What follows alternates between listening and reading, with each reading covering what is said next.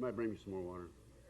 Okay, we're on. Thank you very much, Wes, for the invitation. It was a real pleasure to be here. I'm sorry I couldn't be here last year. I was scheduled to come at the last minute. I had a personal problem in the family and I had to cancel out. In fact, I canceled out the day I was supposed to be on the airplane.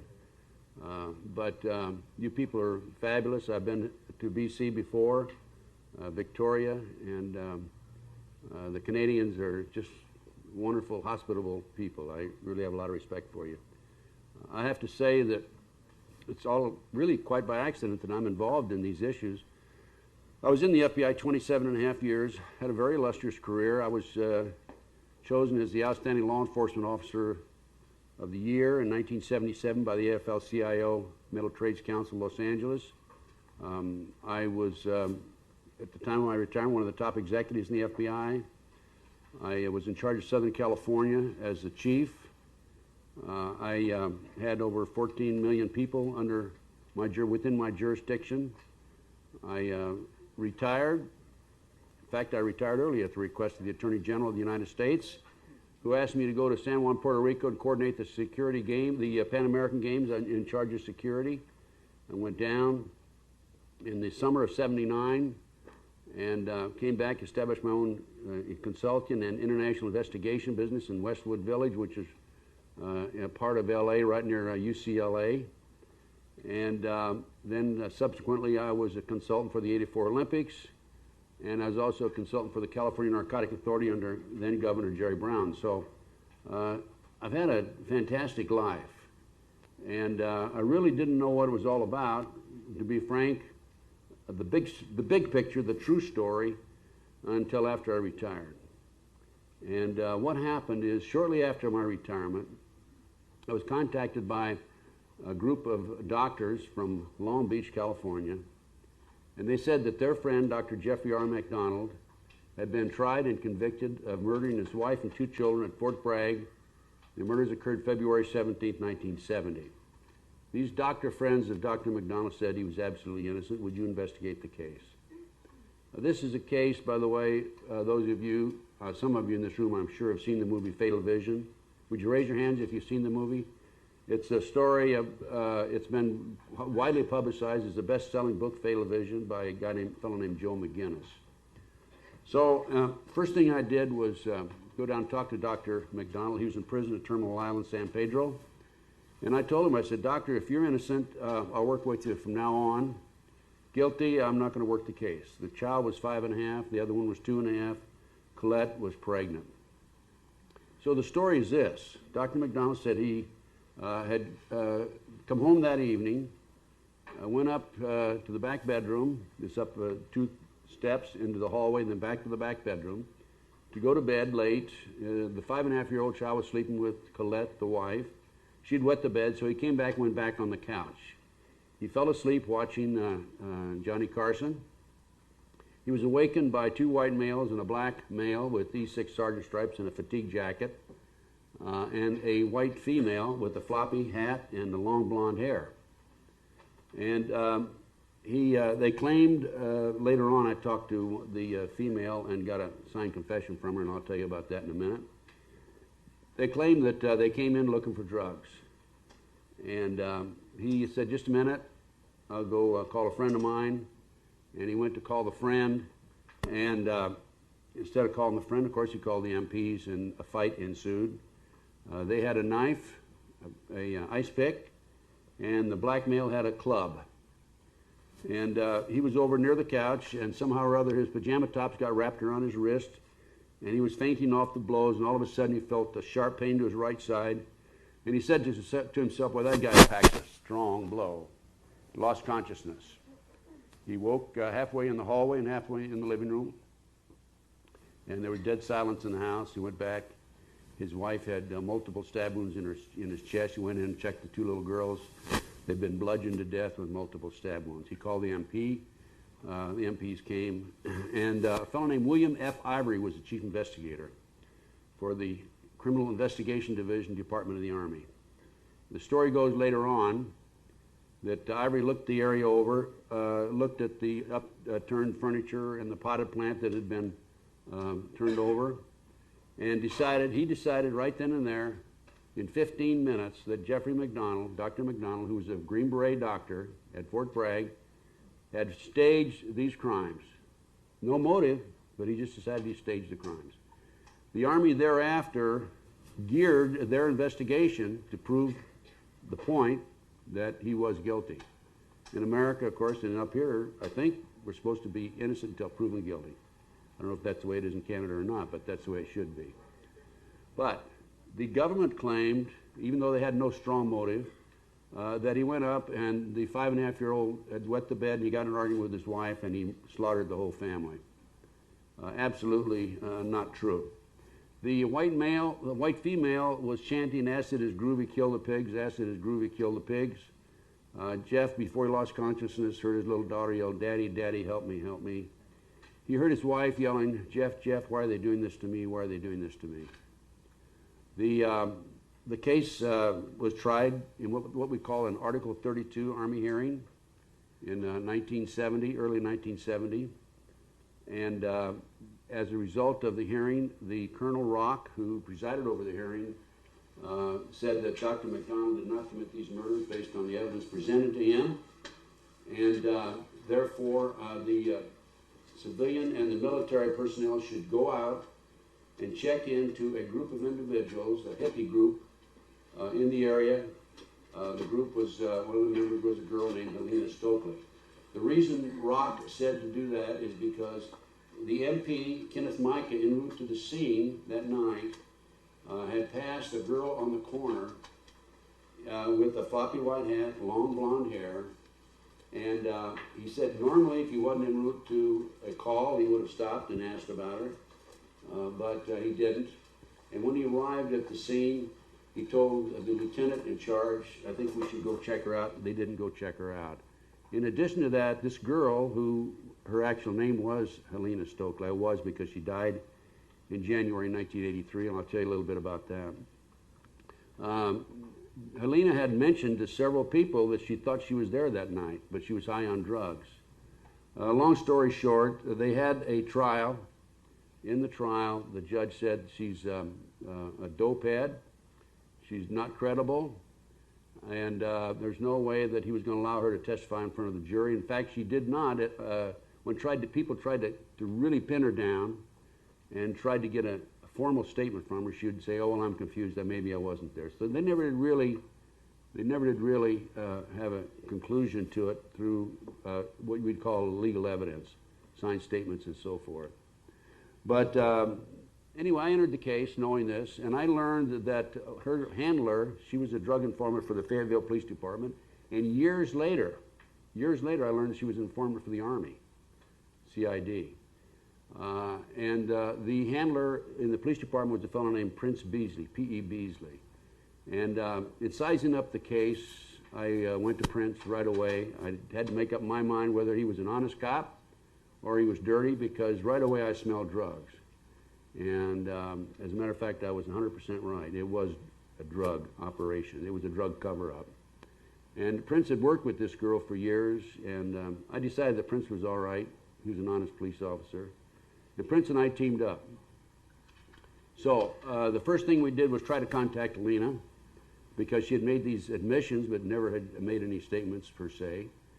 And we talked to her on the telephone through her brother in January, would have been in January 1980, which is when I entered the case, right?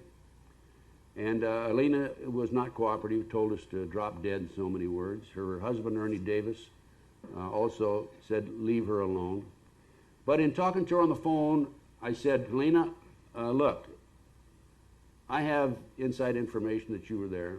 Now, to be honest with you, I didn't have that information, but it's a little trick that we play, right? But it works." I said, "I have inside information that you were there, and my inside information," I really wasn't fibbing, because I had information from people she had talked to, right?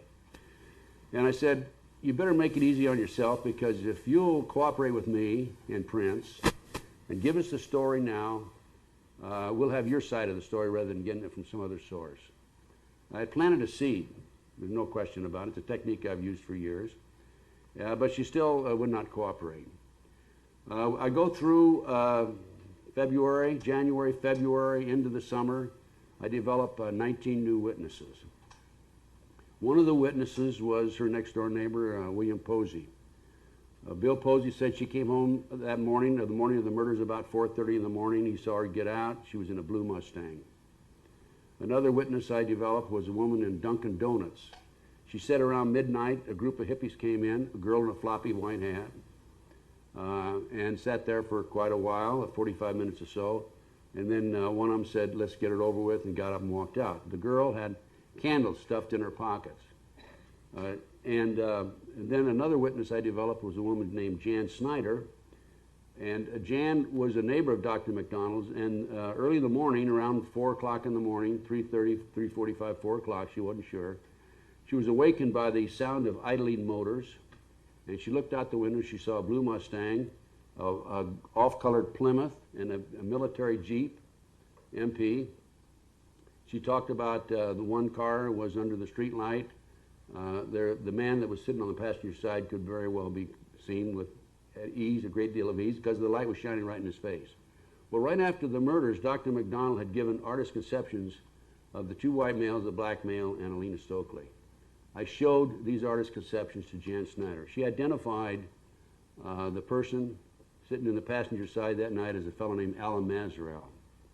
I showed the picture to the lady in Dunkin' Donuts, Frankie Bushy. She identified the girl as Alina Stokely, the girl in the floppy hat, from these artist conceptions. So I knew I was on the right track. Now, what happened was, again, I developed these 19 new witnesses. I went on into the summer, didn't hear from Alina, and in October, Prince called me and said that Ernie Davis, Alina's husband, had beaten her up, and Ernie was in jail. We needed $200 to get him out. Nobody would bail him out. I wired Prince $200 and said, Prince, go down and bail him out if he will come to California and talk to us. Prince went down, we bailed him out, we brought him to California, and he gave us a statement, and the information he gave us basically indicated that Alina was at the crime scene that night based on what Alina had told him. So on the way to the airport, they let him go back to, he had to go back to North Carolina and appear at a hearing because of the fact that he was out on bail. We're on the way to the airport, and I said to Prince, they're in the back of my car and I'm driving, you know, that new witness we have is really going to help us. I pretended like I made a mistake, and I said, oh, I shouldn't have said that. And sure enough, it worked.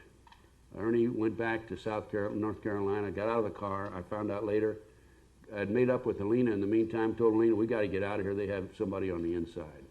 He went down to South Carolina, and bear in mind, I'm about to lose $200, right, from the bail money that I sent for Ernie. Prince finds out where they are in South Carolina, told Prince, tell the local authorities. The local authorities wouldn't do anything about it. I told Prince, go down on your own and arrest him. Prince did, brought him back. And after he arrested Ernie, Alina was, they're about 5 hours away. Alina told Ernie, her husband, well, I'll hitchhike back. And Prince said, no, get in the car, I will give you a ride back. So they got in the car, husband and wife, Ernie and Alina. And Prince kind of stirred them up a little bit, got them to arguing. And Alina said, well, you know, I think I will go back and talk to Gunderson. And that's all Ernie needed to do. And when they got out in North Carolina, Ernie attacked Alina, knocked her to the ground even though he had handcuffs on. And they got this under control, put him in jail. And Alina turned to Prince and said, let's go back and talk to Gunderson. We brought Alina back. Prince brought Alina back to Los Angeles, sat down, talked to her, took a statement, signed the statement on October 25, 1980. Alina basically told, I'm working up to this case because I want you to have the background that this is the reason that I got into these issues about Satanism. Alina told us that she was a member of a satanic group. It was her initiation into the group that night. She was the one that was yelling, asking this groovy killed the pigs. She talked to us about when they entered the house, there was a German Shepherd that barked as they left but didn't bark when they entered. She told us about a rocking horse in the child's bedroom. The spring is broken, she couldn't ride it. She wouldn't have known that if she hadn't been in there that night. She told us about the satanic ceremony itself. We learned that Bruce Fowler and the Blue Mustang had dropped the group off about a half a mile from Dr. McDonald's house, and they walked through the neighborhood chanting and with candles and robes, and en route to the house. And this was part of the ceremony. One of the neighbors, a fellow named Milne, saw this, by the way. She also told us and identified the artist conceptions as Alan Mazarel, Dwight Smith, a fellow named Shelby Don Harris, and of course she identified herself. I asked Aline, I said, now during this whole procedure, and she said that Greg Mitchell, one of the other assailants, was in the back and fighting with Colette. I said, Alina, did anything unusual happen that night? She said, no. Now, by the way, every time you talk to these people, you have them on audio tape, and if you can, videotape. In those days, I used audio tape. This was 20 years ago. I said, think real hard, Alina, did anything unusual happen? And she said, no. The third time I said, think real hard, because I knew from my investigation that somebody had called in that night in the middle of the murders and tried to talk to Dr. McDonald on the telephone. And she finally said, yes, that something did happen. I said, what happened? You see, you have to quiz them this way because you can't put words in their mouth. She said, well, right in the middle of the ordeal, the phone rang. I said, tell me about the conversation. She said, somebody asked for Dr. McDonald. And she said that I laughed. And Dwight Smith said, hang up the GD phone. And I hung up the phone. In the meantime, there was another investigator before me who had talked to the person who made that phone call, and that's why I knew about it. So this confirmed in my mind that she was there. Now, the CID had come in, as I said. They basically made the statement that they thought McDonald was guilty. Another person that she refused to identify, by the way, was a fellow named Wizard. She said and claimed she did not know Wizard's name. I have learned just recently that Wizard was a fellow named Francis Winterbourne, and Wizard was a member of the Process Church of Final Judgment. Do people know what the Process Church of Final Judgment is? It's a satanic group, mainly out of the San Francisco Bay Area. It was established in England, and they settled in the the LA area. Excuse me, yeah, the Los Angeles area, the Pasadena area. So we have now Helena saying that it was a satanic cult group. It was her initiation. She told us that the individuals involved in the group, Alan Mazarel in particular, were distributing drugs up and down the East Coast from New York to Florida after they were brought in plastic bags in the body cavities of the dead GIs. And these were brought in not only at Fort Bragg, but all over the United States. It was a large-scale drug operation. She told us about 2 attorneys being involved in it, generals being involved in it, police officers, and others in the Fayetteville area. So I knew by this time that this was a big operation, and this was the reason that the CID refused to investigate. During the trial, there was an FBI agent named Paul Stombaugh, and he claimed, he took the pajama tops of Dr. McDonald, did an analysis of the entry and exit wounds, knife and ice pick through the pajama tops, and which were the entry, which were the exits. And then just before trial, Brian Murtaugh, the prosecutor, said, can you take those pajama tops and make a pattern by placing them on the stab wounds, the 21 stab wounds in Colette's chest? There were 48 knife wounds and stab wounds in the pajama top. And they did, and the jury bought it. Unfortunately, it was a fraud. He had to reverse the direction, exit entry of 6 holes after he'd already made that conclusion. And also, when you think of it logically, if you put a piece of cloth on an individual and you stab them, it's going to move after each stab, right? So there's no way you're going to establish a perfect pattern on that. I was surprised to learn that once I entered the case, the attorneys had not filed for Freedom of Information Act requests. So I filed for a Freedom of Information Act request, and it was in 1980. We didn't start receiving any material until 1983. The government tried to block us. Once we started receiving material, we checked the documents that the government sent to us. We learned that skin under Colette's fingernails, Colette the wife, was given to William Ivory. It disappeared. Now, you and I know from skin, you can tell the DNA of the person who was scratched. Dr. McDonald did not have any scratch marks on him. We learned that The fingerprint expert deliberately threw away, didn't lose, he deliberately threw away 7 fingerprints because they were unknown, and he said they kept becoming confused with the known fingerprints of other individuals who were there. We learned that there were some bloody syringes that were in the bedroom that night that nobody told the defense about. Bloody syringes did not belong to Dr. McDonald. This is something they could have and could have used in a satanic ceremony. We learned that there were fibers. We knew there were fibers in certain locations where McDonald fought with the assailants, yet they were not listed on the government chart. And as I said earlier, we also learned that Helena Stokely was an informant for the Army herself, which would account for the fact that they didn't want to place her at the crime scene.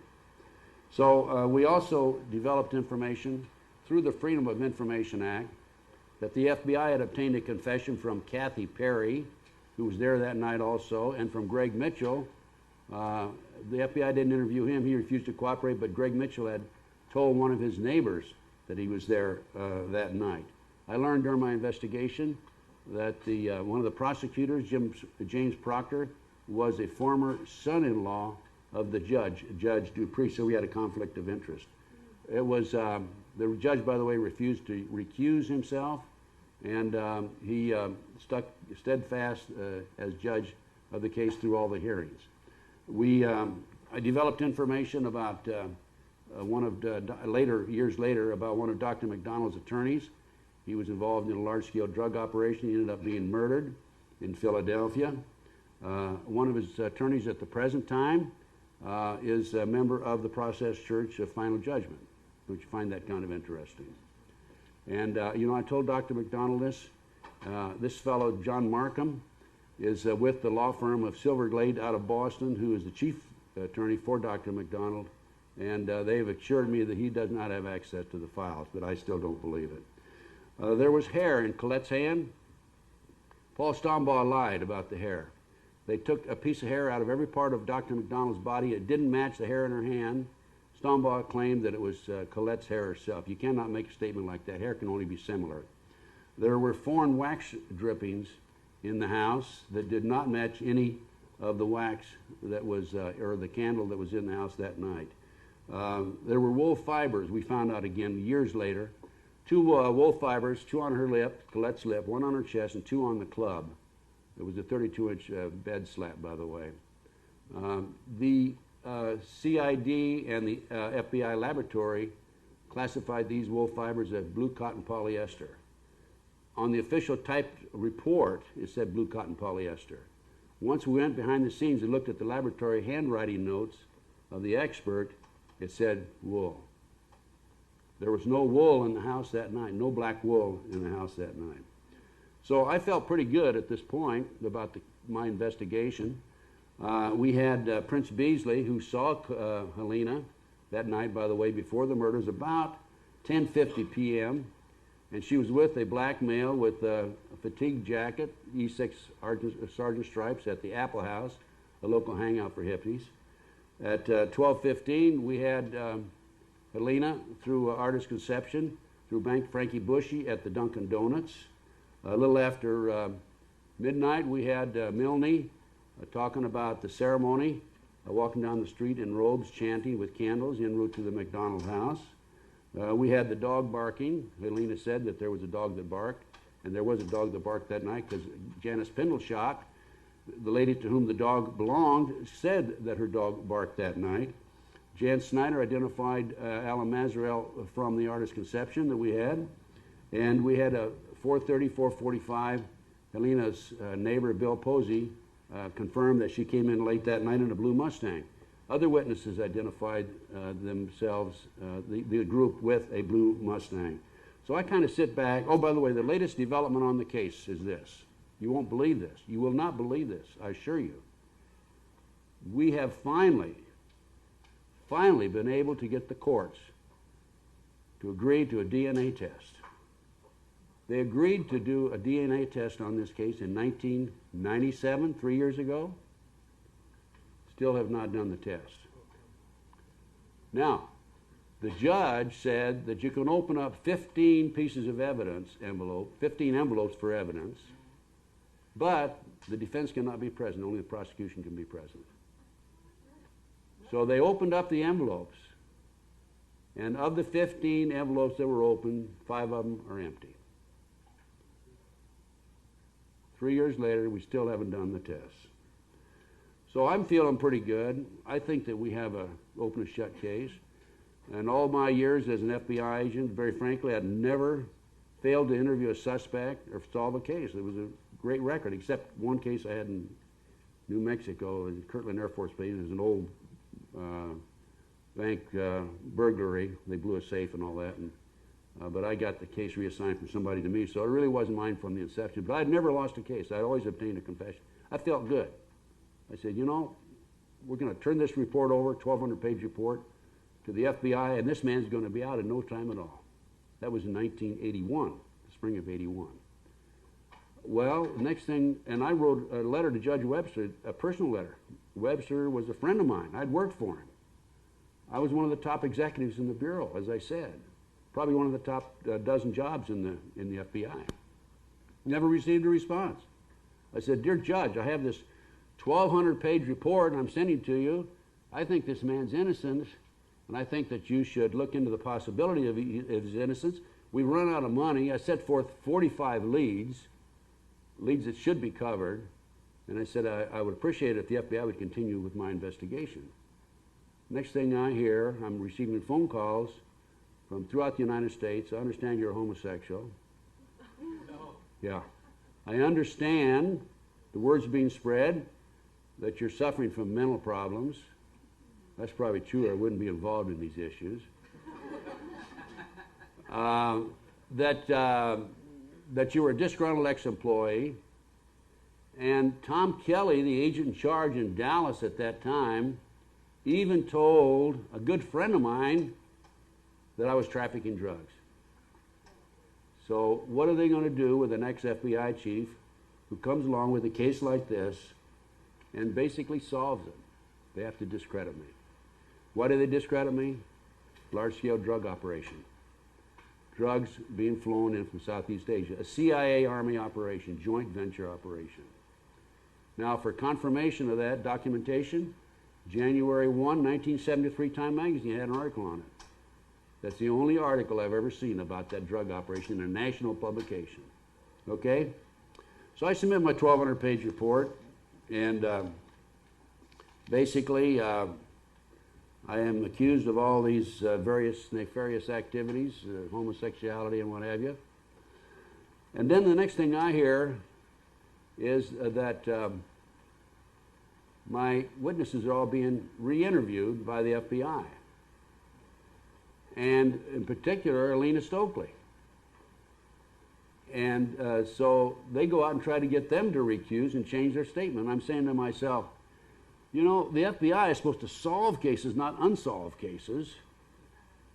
And the government isn't being paid to go out and take a fact and interview a person and try and get them to change the story. These guys are supposed to go out and corroborate the information that I have. Well, didn't work out that way. They interviewed Helena, and in talking to Helena, she refused to recant, but she was upset with me because there had been a big article in the Washington Post magazine, and I had arranged through the reporter for the article about the case and about her confession, and there was a picture of Helena in the magazine, she had in the newspaper. She just obtained a babysitting job, and what do you think happened when the parents of the baby saw her picture as a baby killer in the Washington Post newspaper? She lost her job. She was mad at me, and the FBI, obviously, with their wiretaps or whatever they were doing, felt this was a good time to go talk to Alina, and they went and talked to Alina, and they tried to get her to recant. She didn't recant, but she did say she was upset with me, which was all right. I've had a lot of people upset with me. So we rocked along, and I didn't pay much attention to the re-interview with Alina or with the others, because I knew that the information I developed would stand solid because of the audio tapes. And in one instance, later, in May of 1982, I even put her on videotape. After she was contacted by the FBI and they tried to get her to recant, she called me in May of '82. This was the FBI interviewed her in the summer of '81. She called me in May of '82 and she said, "Ted, I want to talk to you." So I flew to South Carolina. She told me about the FBI interviews, told me she didn't recant, and reiterated information about the murders and about the drug operation, and said that if she would be given immunity, she would tell all. She would give the names of the generals, the names of the attorneys, and the names of the police officers, and everybody involved, and the people that were distributing the drugs. I sent a letter to the Department of Justice asking for immunity for Alina, and her attorney, or not her attorney, but Jeff McDonald's attorney, found out I did it, and he killed the letter. I have my reasons why I think he killed it, but he killed the letter, wrote to the department, said don't pay any attention to Gunderson and his request. So then I received a phone call from Jeff McDonald's attorney, Brian O'Neill. O'Neill gave me a new case, only case he'd ever given me before or since.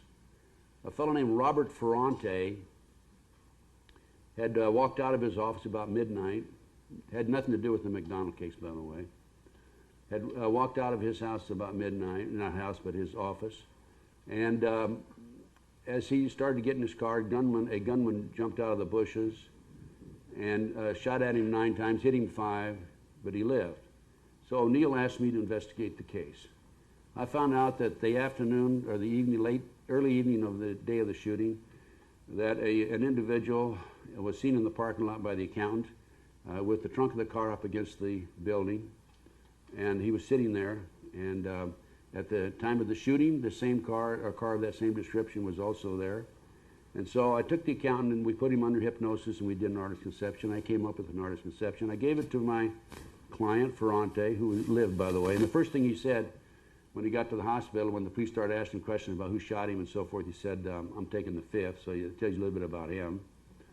And so my client had this artist conception.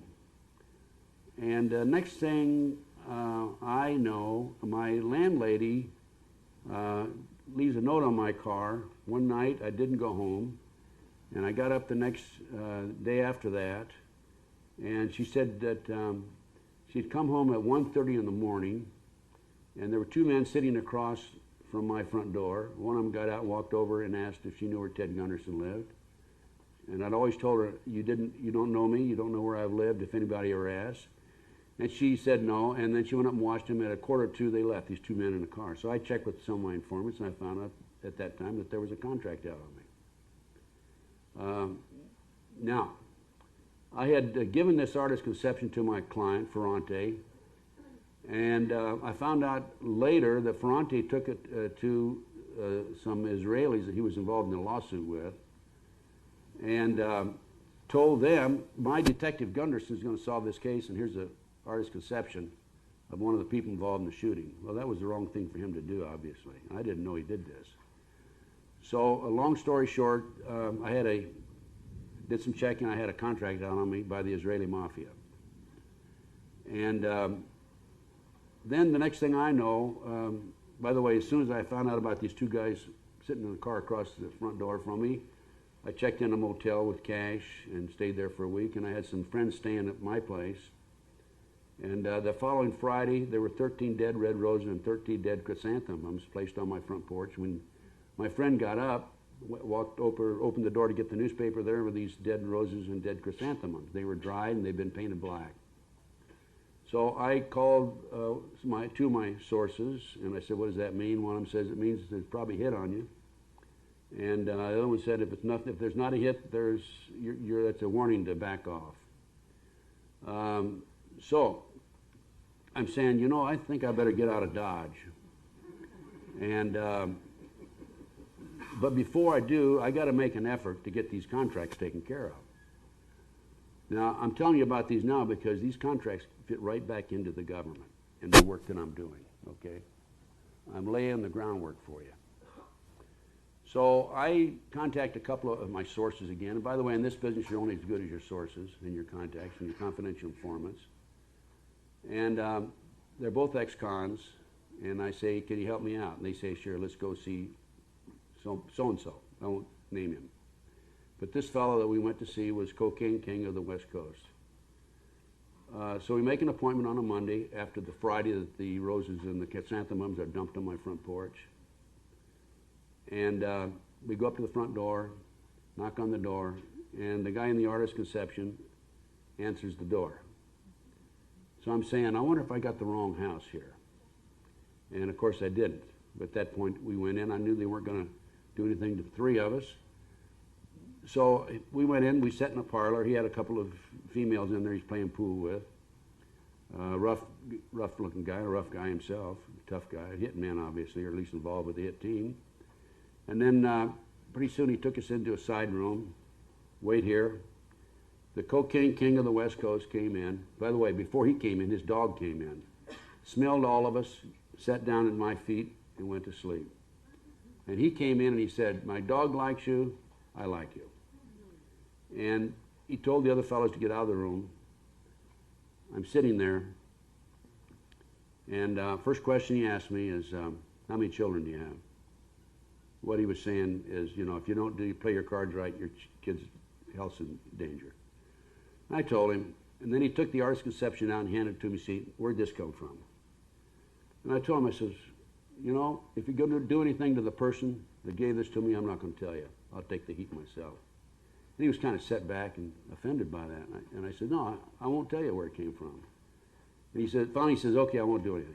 I said, well, I told him the story about how Robert Ferrante's accountant walked through the parking lot at 6:30 and this car was sitting there, artist conception, and so forth.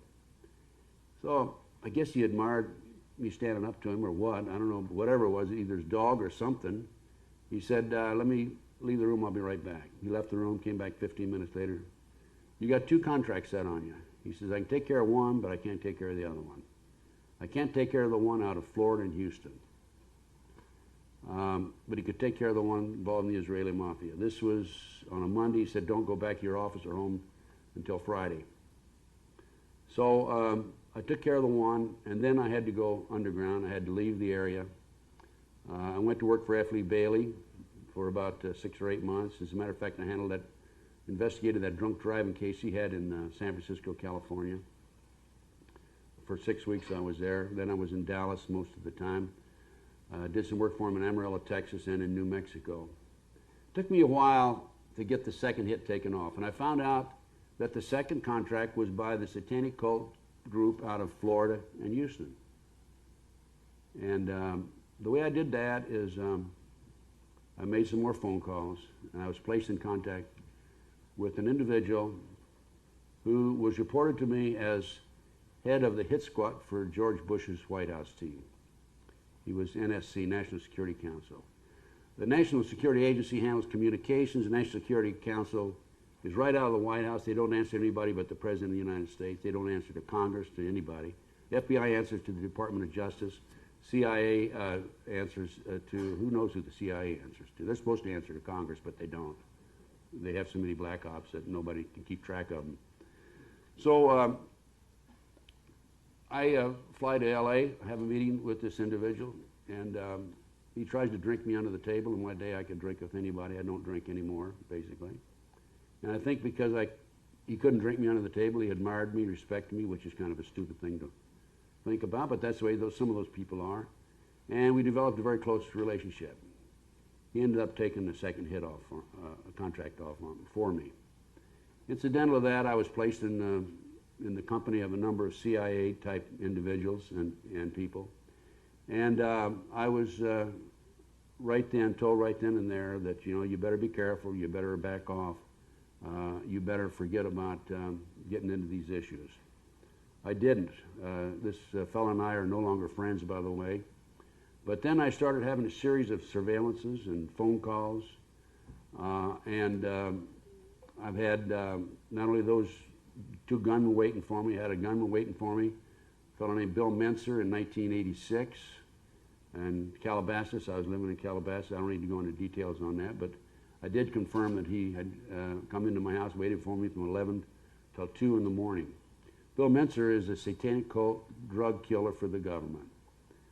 He was convicted subsequently, by the way, for the murder of a Hollywood producer named Roy Radin out of Long Island, New York. And I was partly responsible for that conviction.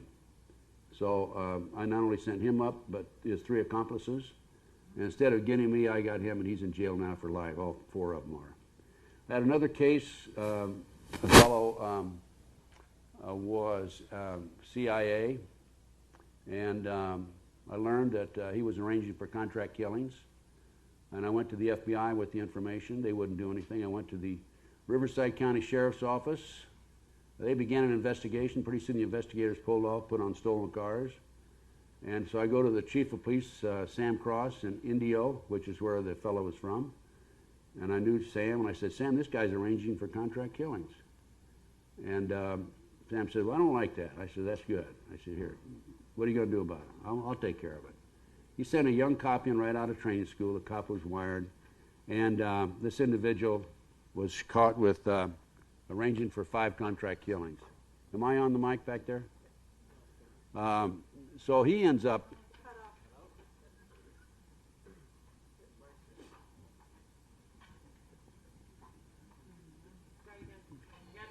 All right, okay. So he ends up going to jail for 3 years, and when he got out, he arranged to have Mincer come after me. The surveillances that I had were rather obvious. They would wait half a block up from my home, just sit there. And I'd spot them, and I would put my gun on, get in my car, and drive up about 3 miles an hour, look at them, do a U-turn, 3 miles an hour back, do it again, then come in and park behind them. And they'd get nervous, and I'd be watching them in the rearview mirror. I'd be behind them watching them, and all of a sudden they'd take off. I had 2 of those. One fellow, I cornered him down around the corner. He thought I was going to do something to him, and his eyes got, big as saucers. Another incident was in Long Island, not Long Island, but Long Beach. I was walking staying at my daughter's, walking my dog one midnight, and I saw some fellow about a quarter of a block up sitting in a car, darkened. And so I walked back with the dogs, put them in, put my gun on, went up, walked up to the front of the car with my paper and pen and started writing his license number down, walked around the back of the car, wrote his license number down, walked up to the window. I said, get out, I know who you are. I've seen your type before. And the guy's going like this and locking all his doors, and he says, no, I'm waiting for somebody. I said, yeah, I've heard that story before. And just about this time, I hear the door open across the street in a house, and it was true, he was waiting for somebody. So I said, gee, I'm sorry, thanks very much. And I didn't walk right to my daughter's house. I didn't want him to know where I lived. Anyway, I've laid the groundwork for, here I am. Here I'm an ex-FBI chief, come out with all kinds of honors. I solved this case. It involves drugs, involves the government, involves contract killers, hit CIA, and all this. And I'm saying, what in the hell is going on in America? I just can't believe it. I have this 1,200-page report that's being ignored. FBI agents are lying on the witness stand, which was Paul Stombaugh. By the way, I found out later that in a magazine article, one Paul M. Stombaugh was expelled from Russia because he was a CIA agent.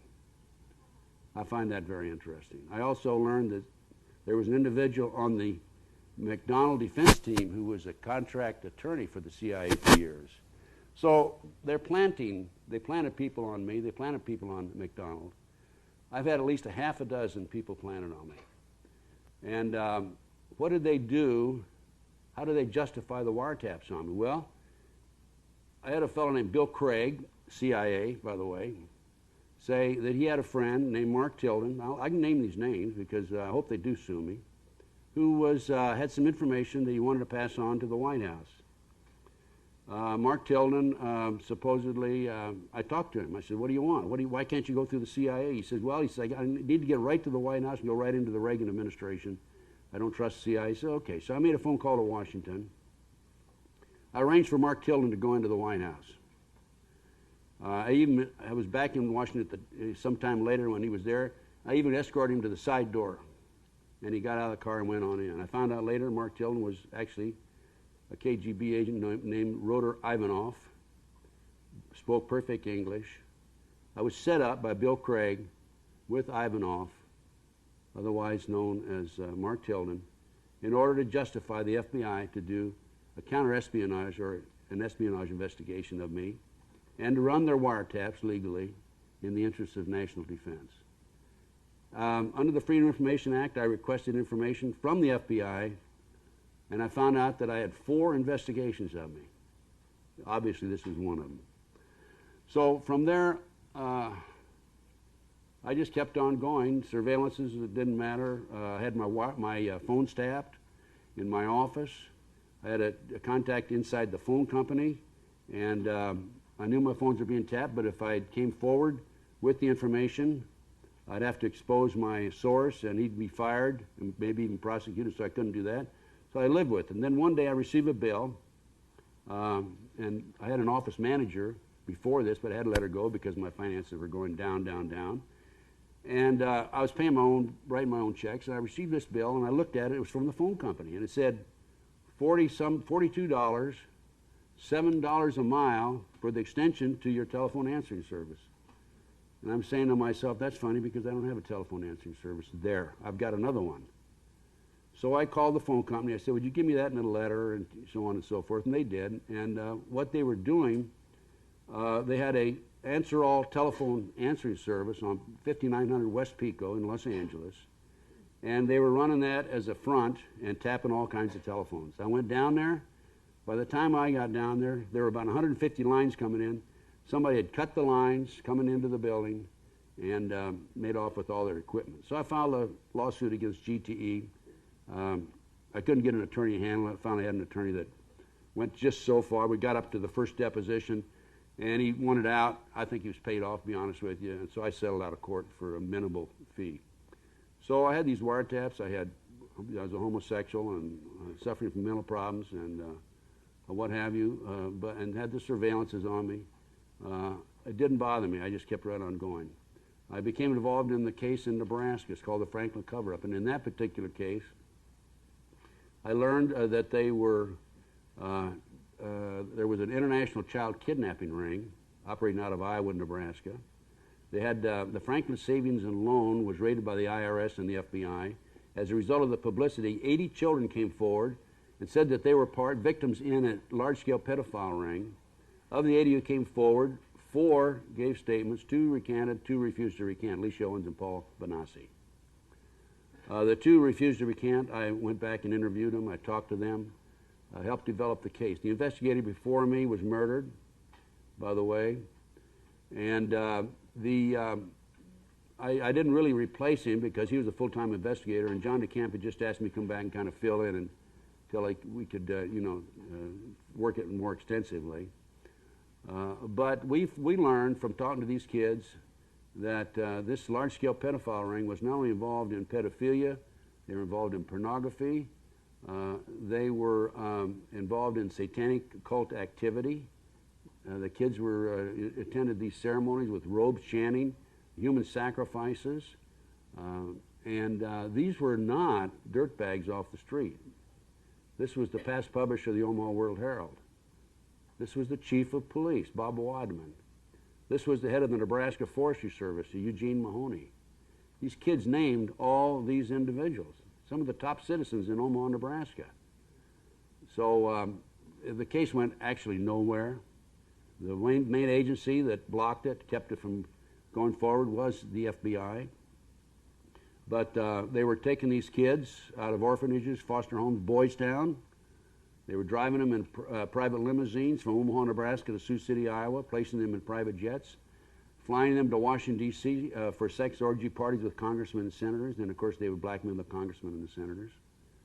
Paul Benassi, one of the kids who was talking, told me about how when he was, by this time, he was about 21, 22 years old, told me how when he was 14, 15, 16, they would take him out and to a shopping mall, a park, a public place, to try to attract the kids over, his age, over near the car. The adults would grab them, make off with them, and put these kids in a safe house, and so forth. Paul told me, I said, what do they do with these kids, Paul? He said, well, they auction them off, and he'd been to two locations, Las Vegas and Toronto, Canada. I said, how many auctions have you attended? He said, 6.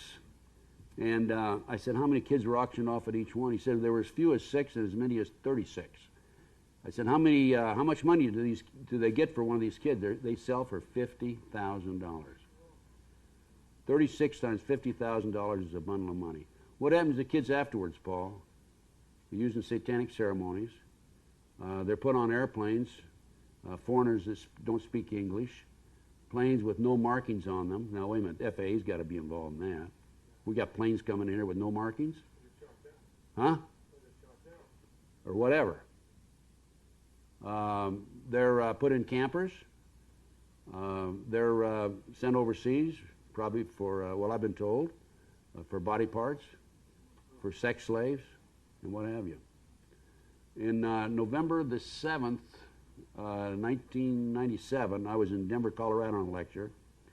We picked up information that an airplane with the children from Child Protective Services in the state of Colorado was serviced at Denver International Airport. There were 2 men and a female woman, and the fellow that serviced the airplane asked, what are those kids doing here? There were 210 kids. And she said, Child Protective Services, none of your business. The plane, he checked the manifest, the plane was going to New York to refuel and then going on to Paris, France. Big business, right? So Paul said that he was part of the kidnapping ring. There have been several attempts to kill Paul.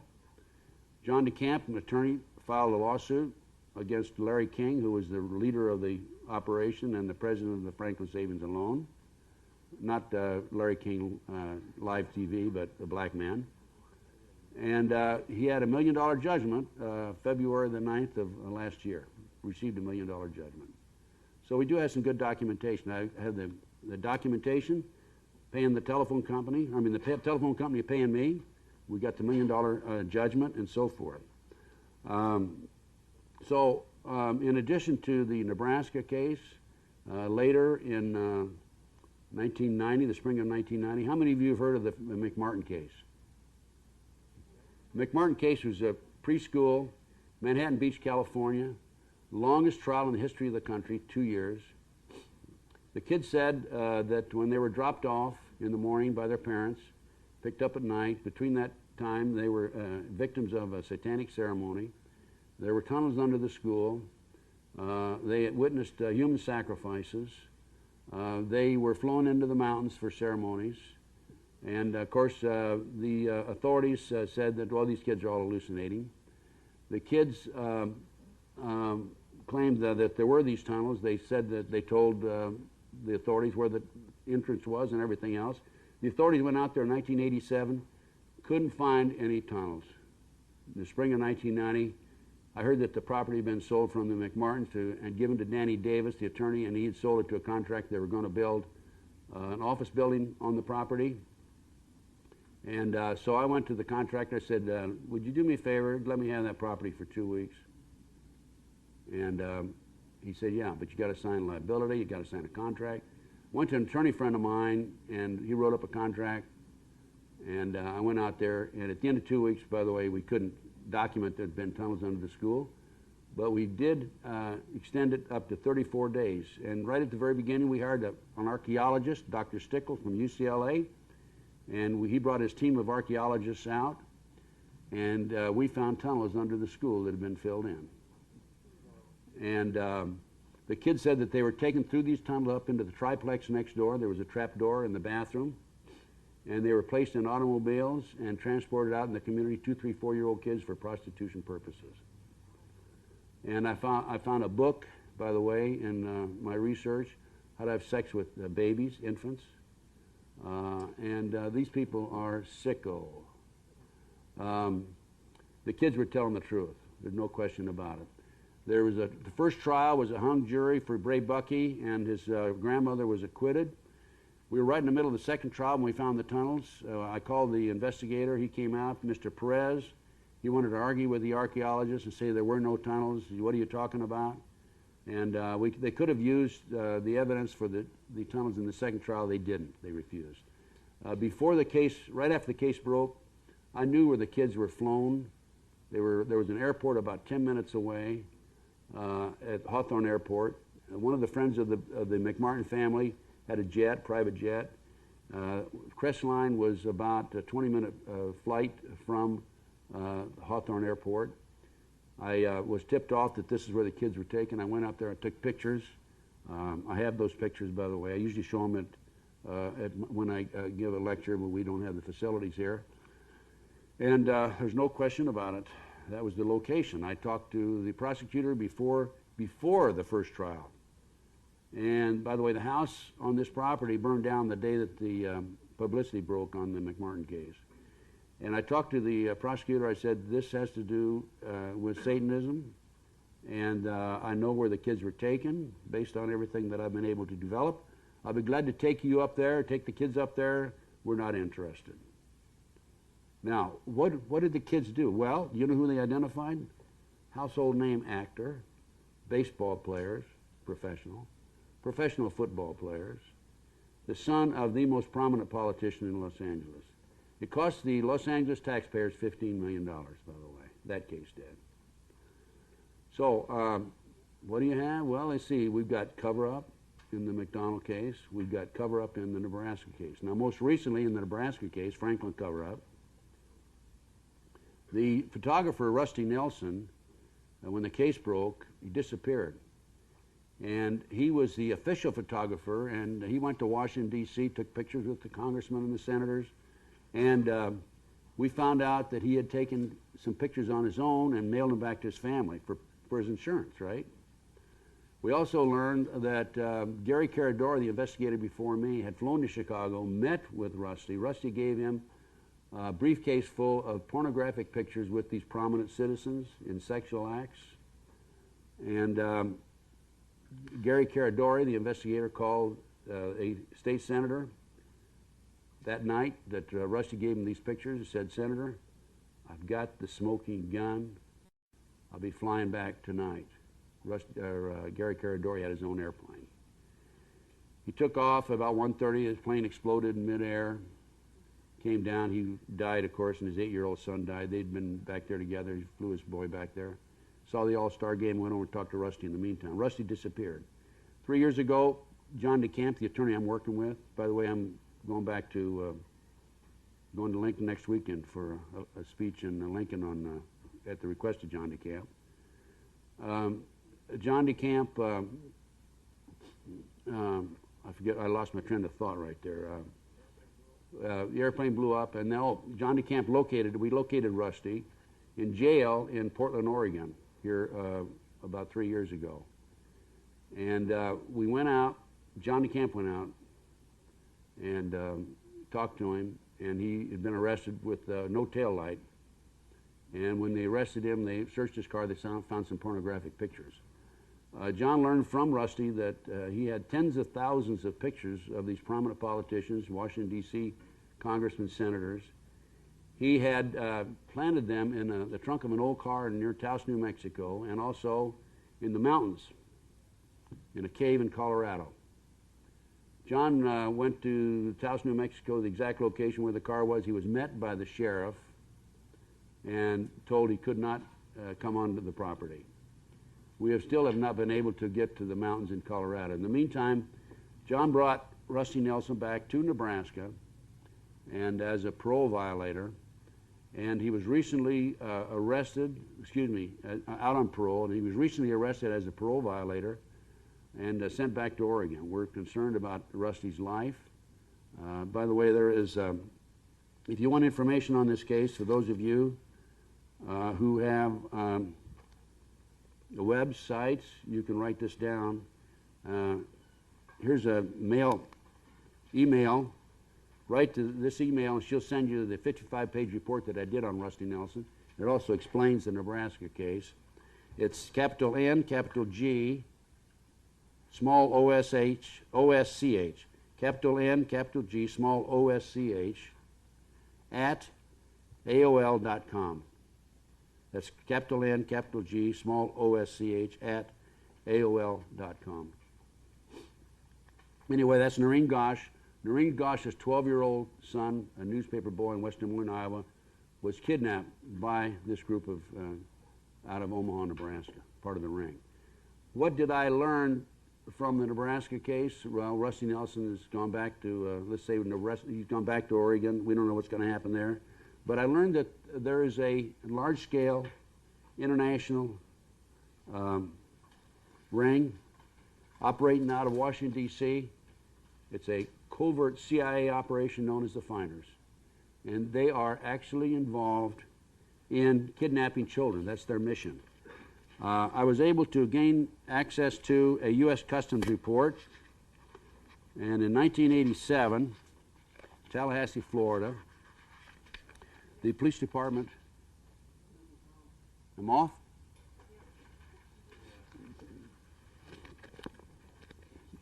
How come nobody else has any trouble? I have all these problems. You predicted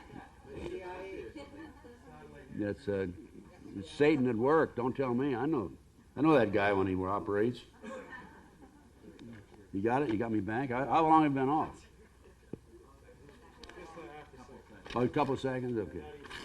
Okay, the Tallahassee Police Department, February 5, 9. This is, by the way, is in a report that I got some dynamite documentation, folks. It's in a report that I put together called Documentation New World Order. I gained access to a Department of the Treasury, United States Customs Service investigation. I have the report right here in front of me. And on February the 5th, 1987, the Tallahassee Police Department was anonymously called, and there were two men, 6 children, ages 2 to 6, in the park. The children had been bitten with mosquitoes, fleas, and everything else.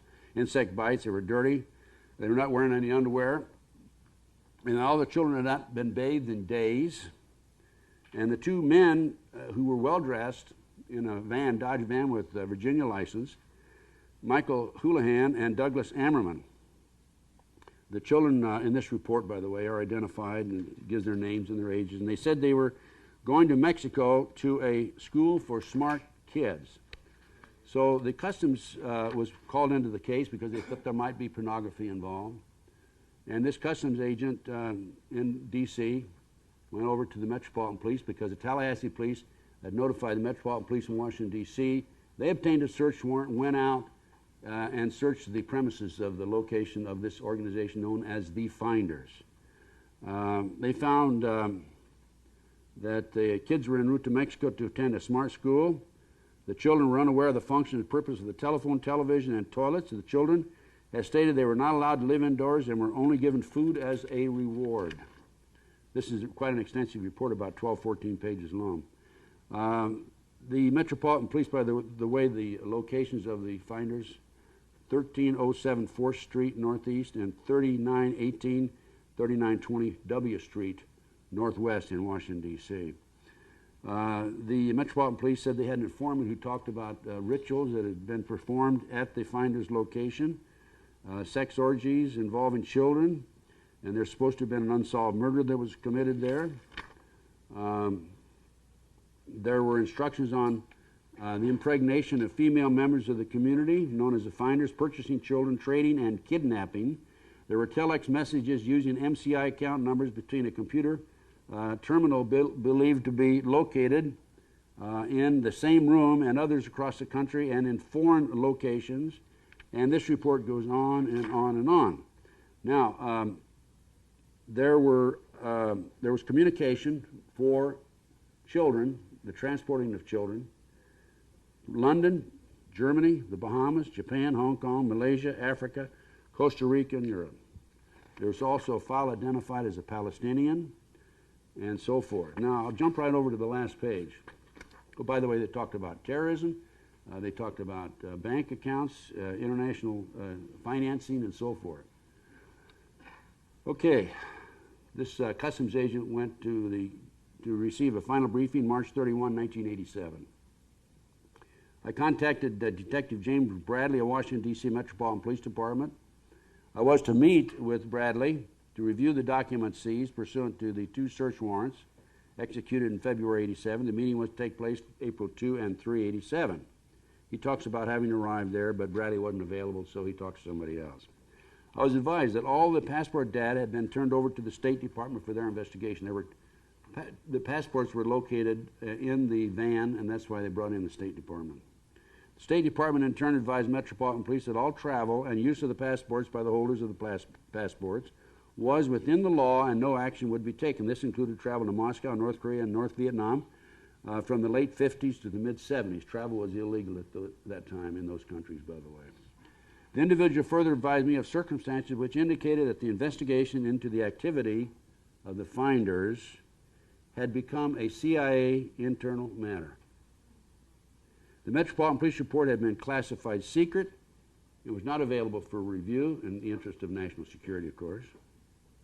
I was advised that the FBI had withdrawn from the investigation several weeks prior to that, and that the FBI Foreign Counterintelligence Division, that's Division 5, had directed the Metropolitan Police Department not to advise the FBI Washington Field Office of anything that had transpired. No further information will be available, no further action will be taken, no action will be taken on the basis of this report. Did a little checking on the finders after that. Here's what my source came back. The finders is a CIA front established in the 1960s. It has top clearance and protection in the assignment task of kidnapping and torture programming young children throughout the United States. Members are specially trained government kidnappers known to be sexual degenerates who involve the kidnapped children in satanic sex orgies and bloody rituals, as well as murders of other children and slaughter of animals. They use a fleet of unmarked vans to grab targeted children from parks and schoolyards. In doing so, they use children within their organization as decoys to attract the victims close to the vans where they are grabbed by the adults. Same thing as Paul Benassi told me earlier.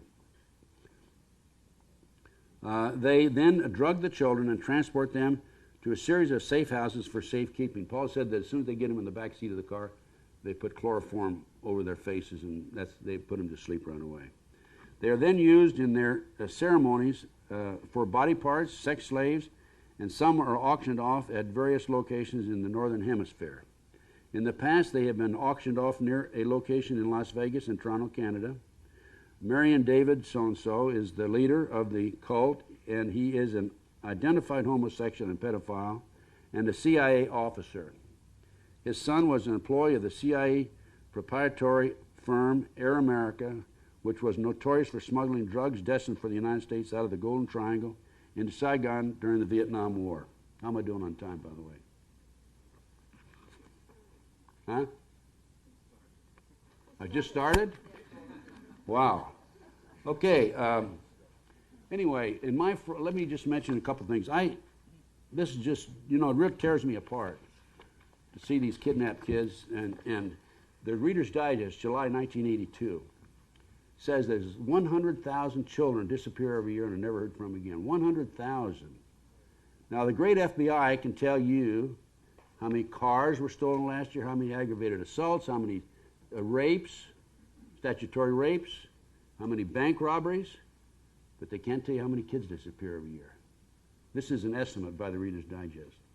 This article, July 1982, specifically points that out. Where is the FBI? Where's the federal government?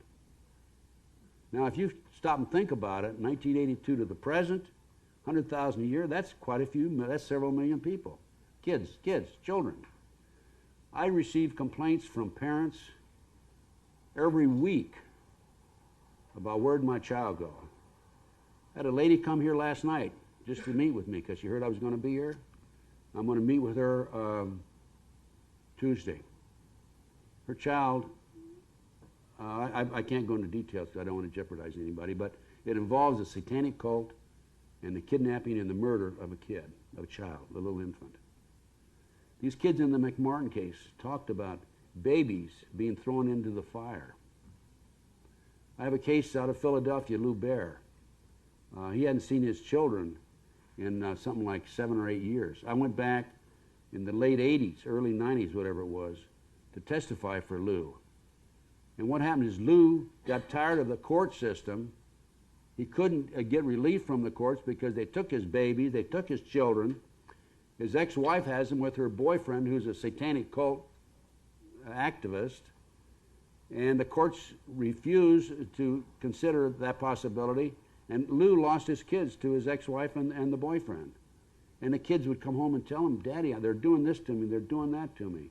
We're talking about group sex, and we're talking about exposing them to murders and homicides. And we're talking about cutting up babies, and we're talking about throwing them in the fire, as the McMartin kids had said. So Lou got tired of it. And one day, Lou had visitation, and he just took his kids and kept on driving. And the great FBI ran him down eventually. He had him for several months. And I have a number of cases like that where the great FBI runs them down. And brought him back, and he hadn't seen his kids, as I said, in like 7 or 8 years. But I was in the process of going through the court system, I was attempting to help Lou. And when he had the kids in his possession, after he left, he didn't really push them on what happened and so forth. He just kind of let nature take its course. And the kids were drawing these pictures.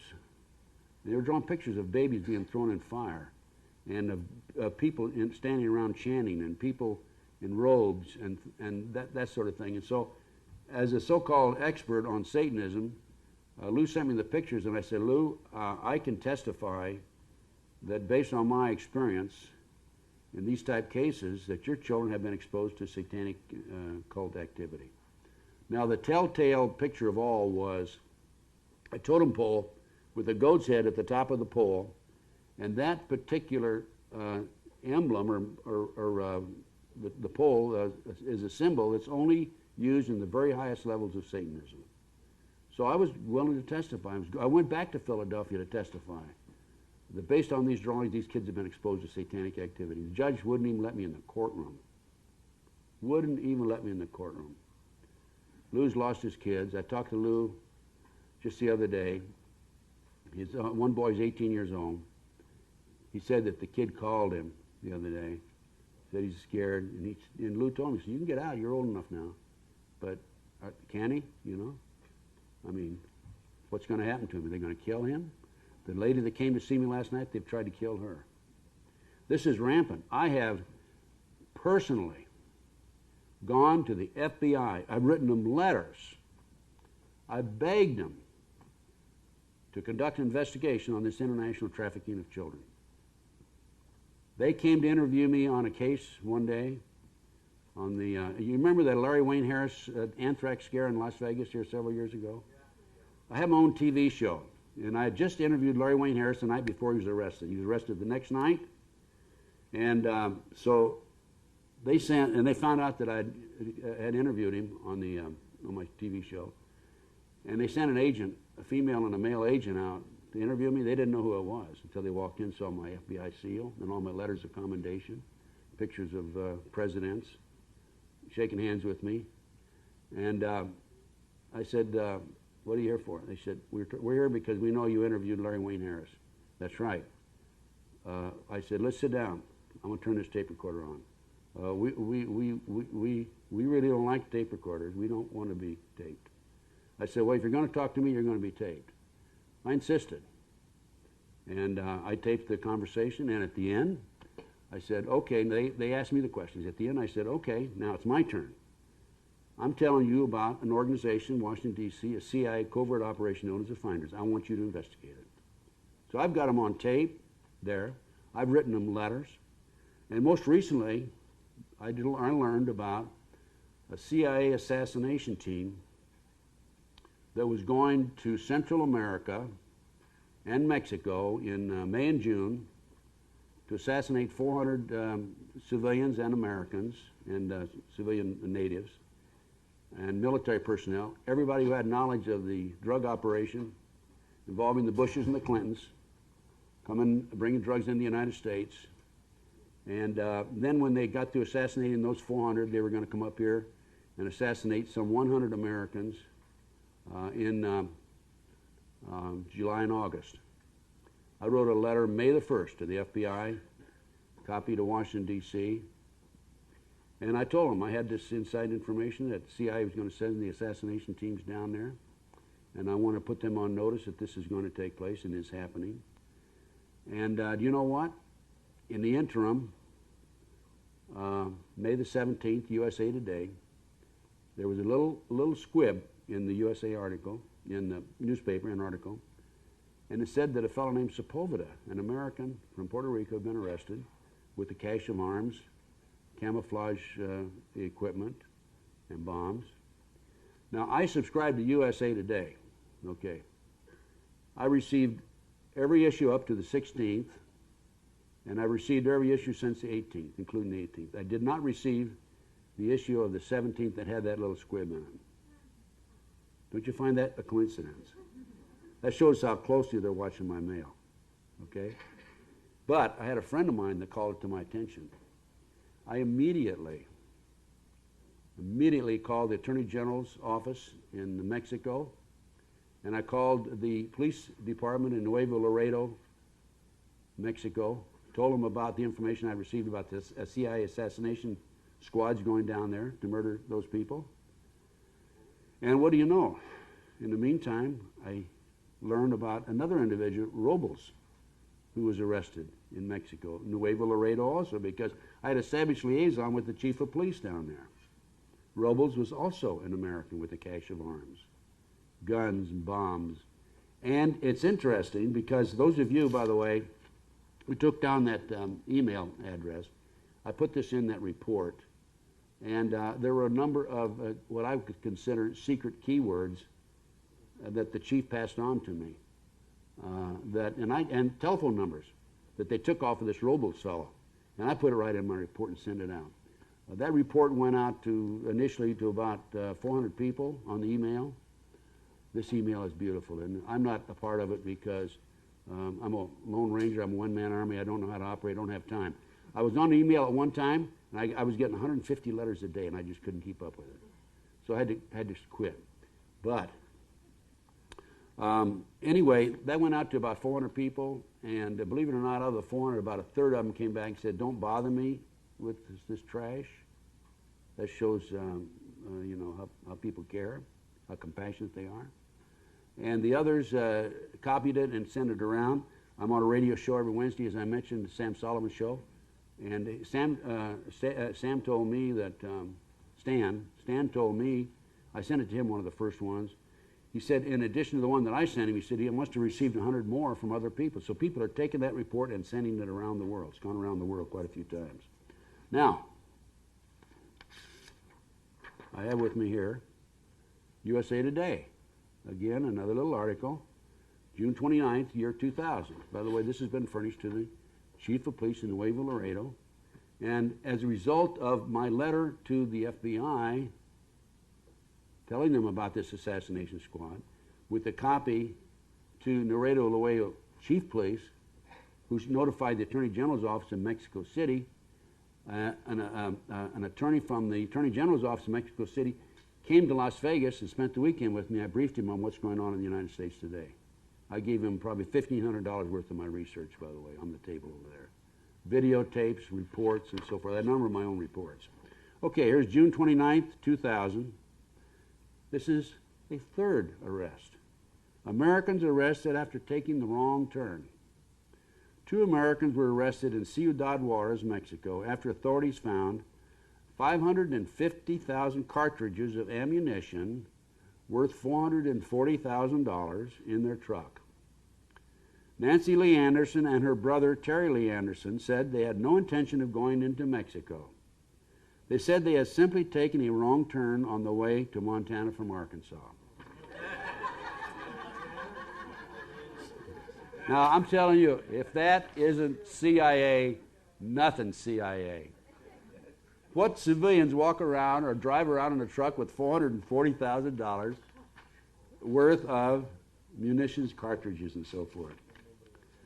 I took it upon myself. One day I was thinking, I said, you know, we all have to do everything we can within our power, within our means, based on our training and experience, to do something about what's going on in the world today. And as a result of that, I decided in 1996 that I would run for President of the United States. Okay?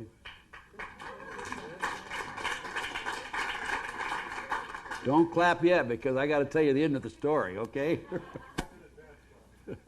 So I figured, I'm saying to myself, let's see, I've been a Republican, basically, but in order to really get the word out, I think the thing I have to do is registered in the Democratic Party and then go out and try to become president through the Democratic primaries, which means I would go to the primary rallies and so forth.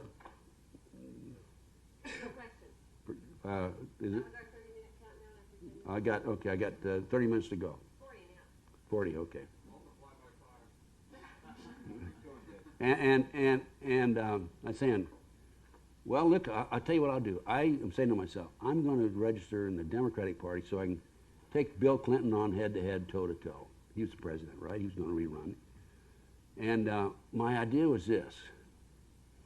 I would register Democrat in the primary, go back to New Hampshire, the first series of voting, right? And get on the Sunday before the primary, Tuesday, I would run a copy of the Clinton Chronicles. And in addition, I would attend the rallies and do whatever I could to expose this guy for what he is, phony, sex maniac, no good SOB. Those of you, you know what the Clinton Chronicles is? It's a story about Bill Clinton's drug operation and his sexual escapades and all that sort of thing. It's a tremendous expose. Yeah, and he didn't inhale, right. So anyway, I had a fellow come forward and say that he was going to get me some money. He said, look, I said, I can only take so much money by law. He says, no, I'm going to put you in a business deal. I'm going to bring some money up from overseas. I got this trust and all that. And I found out later he was a plant by the government, by the way. But anyway, I had all these promises, and I thought I was going to be able to do it. So I called the ABC affiliate, which is the only affiliate in Manchester, main ABC affiliate there. And I talked to Julie Capiano, I think is her name. And I asked her, I said, how much is it going to cost me for a Sunday night show, prime time, 8 o'clock? She said $10,000 an hour. I said, okay, I need two hours. That'd be $20,000, right. She said, call me back next week. And I called her back next week, and I said, okay, I want more details on it. She said, Mr. Gunderson, I'm sorry, but I misquoted the price. The price is $120,000. So that just shows you the control of the press. Anyway, I never made it to New Hampshire. Didn't have enough money for a plane ticket, to be honest with you. But I did register. Cost me $1,000. And I came in 11th out of 21 candidates without even appearing in the state. I registered in Texas. Now, I used to be in charge of the FBI in Dallas, Texas.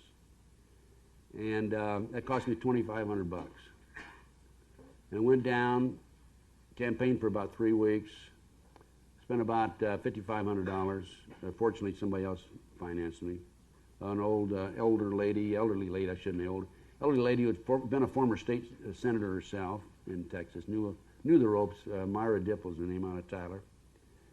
And I came in 5th in the primary in Texas. I gathered over 15,500 votes. In fact, I did so well on the Democratic ticket that the Republicans were talking about recruiting me coming over their side eventually. I'm just kidding, of course. But it was fun going to the rallies, and I would talk to these people. I got in line behind some guy one time. I said, who are you going to vote for? He said, I'm voting for Billy. Billy? I said, why don't you vote for me? Well, who are you? And I said, well, let's see, here's what I stand for. I stand for this, this, this, and this. You know, all conservative approach to politics. He says, no, I'm voting for Billy. I'm not voting for you. And I said, well, let me give you this literature and read it. No, I don't want it. He wouldn't even read it. But anyway, it was kind of fun. And then I'd talk to these various individuals and try to explain, you know, what a phony Bill Clinton was. It's kind of like going into the enemy camp. But anyway, it was an experience. I came back, re-registered independent in Nevada, ran for Congress in Nevada, 1st district. And I did all right there. I came in 3rd out of 5 candidates, right behind the Republican and Democrat. But the point is this. I'm saying I'm doing everything I can within my power to make a change. Now, I knew I wasn't going to be elected president of the United States, but I figured I got to do it. I've got to do it. Do you know what it costs to register in the primary in every state in the United States? Over $100,000. Okay. Colorado took my money just to be on the ballot, right? And they didn't put me on the ballot. They said, oh, that just gives you the privilege of having people do a write-in with your name.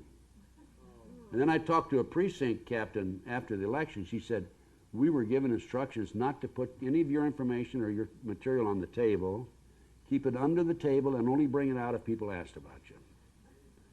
Oregon and Tennessee would not put me on the ballot, even though it didn't cost anything, because I was not a viable candidate. I wrote to both of them, and I said, hey, wait a minute. I've been on every radio talk show in America, Larry King, hard copy, Inside Edition, 48 Hours, 2020, and I'm not a viable, and I'm former head of the FBI, and so on and so on. And I'm not a viable candidate. That's right, you're not a viable candidate. So it's a rich man's game, and the only way you're going to do it, make it, is to belong to the club, and the club is the Illuminati, let's face it. Now in a skull and bones. Now here's another problem we have. There are electronic voting machines out there. The electronic, by the way, all this information is in this book, this documentation, what I have here. These electronic voting machines, there's no paper trail. They can be manipulated. They can be fixed. There was a candidate in New Orleans who lost, and she went in the next day with the video camera and with the machines and voted for herself on the same machine dozens of times, and every third vote when she voted for herself went to her opponent. Is that what happened to John McCain? I don't know about McCain, but John DeCamp in Nebraska? No, John McCain. During the primary? I don't know about that. I wouldn't be surprised. But in Nebraska, John DeCamp ran for governor, my good friend, the gentleman behind the Franklin cover-up who's trying to expose it, the case I mentioned a few moments ago. He was, out of 5 candidates in the primary, Republican primary, he was leading a week before by the polls with 36%. And when the vote came in, he came in third with 14% of the vote. Not only in one location, but every location across the state. What this is, they're arrogant. They're saying to John DeCamp, hey, we control it. You get 14% in every precinct, and that's all you're going to get. Now, on the McDonald case, let me mention this also. There were some satanic signs left in the house. I don't think I covered this, did I? There was a headless doll. Excuse me, there was a doll's head. There were unexplained feathers. There were 10 shallow ice pick wounds in the 2.5-year-old's chest in the form of an S. I asked Alina what that stood for, and she said it stood for Satan. So these people are, as I said, they're arrogant. They're letting us know they're around. There's subliminal messages every day. You can walk down the street, drive, watch TV, look at the magazine. I see subliminal messages constantly. How many times have you seen the Illuminati diamond? Lots of times. Yeah. You see it every place. The triangle. You see it. And I'll tell you something else. You look at the Republican and the Democratic logo, you know the 3 stars at the top? Well, at one time, the point was at the top. Now it's been inverted, the goat's head. Stars at the bottom with the 2 stars like this, the Democratic and the Republican logos. Look at it next time. That's how strong they are. The press, I blame a lot of this on the press. Oh, by the way, I had my own, I started to mention, I have my own radio show. Another step by me to try to do the maximum, whatever I could do. I had a show for about 2 years. It was 2 hours, 5 days a week. And I would pull in some ex-FBI informants, some ex-CIA guys, Black Ops. Chip Tatum is an example. Another one was Darlene Novinger. Novinger was able to develop information that put George and Jeb Bush into the drug operation. She developed this information as an FBI informant. Came back to Harrisburg, her main place of operation. Talked to the Harrisburg FBI agents, and they sat her down for 7.5 hours, said she's hallucinating, she's lying, and she did not break. She stuck with her story. Later, her husband disappeared. His body was found in the river in Harrisburg, Pennsylvania. Only it wasn't his body, it was somebody else's body, but it has his identification on it.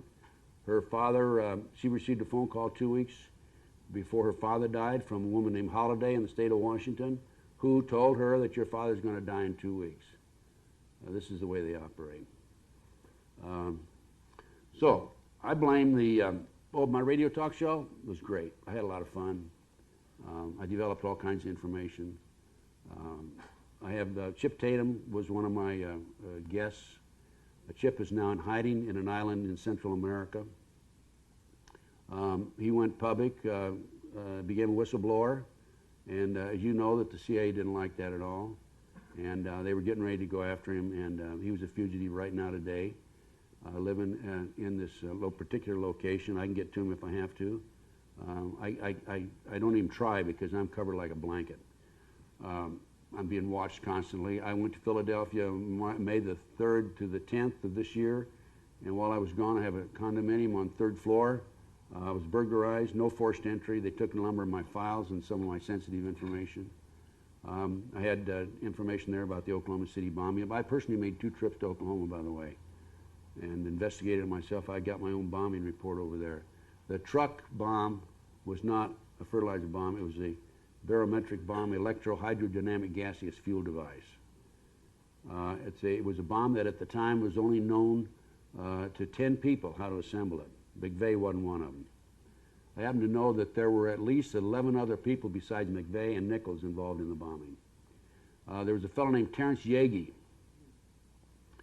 police officer, black man, 6'4", 275 pounds, powerful man. He was a buff, a video buff. He was a block from the building when it blew up. Terrence got his video camera out immediately, went over, and he saw FBI agents and BATF agents coming out of the surrounding buildings with their jackets on that said BATF and FBI. What's the ATF? Bureau of Alcohol, Tobacco, and Firearms. ATF, in other words. He started investigating the case himself like I did, and all of a sudden he's contacted by a group of prosecutors, quote unquote, 5 states prosecuting task force. And they talked to him, they talked to his wife. He was to meet them at 9:30 outside of Oklahoma City at a smaller community. They found his body at 1:30. There was blood throughout his car. Somebody had disassembled the seats, taken them out. He had lacerations around his ankles and wrists. He had handcuffs. He had handcuffs on. He was stabbed in the jugular vein here and in the jugular vein here, and he had 11 cut marks up both arms, total of 13, which is satanic cult. And he was found 1.5 miles over into the cornfield someplace. Shot himself, and he was suicided. We call it Arkancided, actually. He was suicided. They said it was a suicide. They wanted to get their hands on that videotape, and they don't think they did. I don't know where it is. But there were more people involved in that than McVeigh and Nichols. McVeigh was a patsy, as my friend back here mentioned it. This bombing was, the purpose was to pass the anti-terrorism legislation. I gave a speech in Palm Springs. Let's see, this was April the 19th, and I think it was May the 3rd. The national press was there because Mark Kornke from Michigan was the main speaker. And when I accepted the speech, I didn't know Kornke was going to be there. They said, "Will you give a speech?" And I said, "Sure, I'll give a speech to anybody." And so I went down there and I found out Kornke was the main speaker, which was fine. But they had Time Magazine, everybody else there, mainstream. And in my speech, I said that this was an act by a demonic element within the government that wanted the anti-terrorism legislation passed. And I was right. I was right on target. Now, this anti-terrorism legislation in America was written under the Bush administration, and one of the authors is a female Department of Justice attorney. She made the statement publicly before this before this passes, people will have to be killed. This is back in the 80s. Along comes the World Trade Center, 1993. New York Times, October 28, 1993. You want to get I got a copy of it in here, by the way. It states that the FBI had an informant, Salam, who was in with the terrorist group involved in the terrorist attack itself. Salam told the FBI in advance about the bombing, and the FBI not only knew in advance, they furnished the ingredients for the bomb. But there were only 6 people killed there. $1 million, 1,000 people injured, and $500,000 in damage. Not enough people killed to pass the anti-terrorism. 2 years later, 168, there were enough. I have a video back here, Oklahoma City cover-up. It's the TV that was shown the afternoon of the bombing in Oklahoma City. And the announcer says, hey, they found an unexploded bomb, and it shows people running from the building. And a little while later, the announcer says, they found another unexploded bomb. This time we're going to find out who did this because it has U.S. Army written on it. Now this is right on TV, right? The true facts will usually be stated within a day or a day and a half after the incident. After that, then they start spinning it, right, and changing it. But like I said today, the satanic aspect of it on these school shootings. This is right there. I mean, it cannot be refuted. There were, as I said, there were 11 other people involved in the bombing. The government knew about it. A girl named Carol Howe was an ATF informant. She told the ATF about it in advance. In fact, she helped case the building with some of the terrorists. There was a fellow named Kerry Gagan in Denver, Colorado, who was an FBI informant out of Mexico City, working with the Iranians. He told the FBI about the bombing in advance. And what did they do with Carol Howe and with Kerry Gagan? You want to guess? They prosecuted him. They tried to put him in jail because they didn't want him talking. What happened a year after the bombing? The anti-terrorism passed. It took away our constitutional rights in the way of indiscriminate wiretaps. The president can designate a group as a terrorist group and say they cannot earn any money. It allowed the CIA to operate internally. Before that, they couldn't operate in the United States, and it goes on and on and on. Now, one other point I want to make, and then we'll take questions. And that is the great American news media, the mainstream media. I have an article in here, in this book, and it's not an article, it's part of the Congressional Record, February 9, 1917. And a Congressman Callaway makes a statement in there that in 1915, the J.P. Morgan interests bought up 25 of America's leading newspapers for the purpose of controlling the news in the United States, inserted their own editors, and thereafter began a campaign to control the mainstream media and information that went to the American people. This was 85 years ago, folks. What do you think they've done since then? Look at Peter Jennings and Dan Rather and Paul and Brokaw. Brokaw, by the way, is from Omaha, and he's a very close friend of Warren Buffett. Warren Buffett, one of the richest men in America, has been identified by the kids in Omaha, by the way. So there you go. Mainstream media, they've got them in their hip pocket. People Magazine on my McMartin case. People Magazine did an article on the tunnels, the fact that we found tunnels. They interviewed Gary Stickle, the archaeologist, and we gave him all the documentation. I have the documentation in this book here also. And you know what? They came right out in their magazine and said they didn't find any tunnels in the tunnel dig. So, let's, any more? Should we take questions? How much time do we have? You have another 23 minutes for questions. Anybody want to ask any questions? Yes.